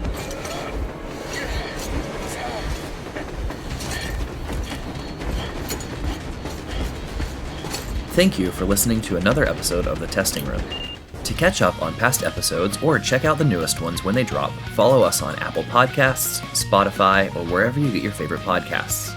If watching is more your thing, check out youtube.com/thetestingroom or Twitch TV/testingroompod. To leave comments and ask questions, follow us on Instagram @testingroompod and email us at testingroompod@gmail.com. See you next time.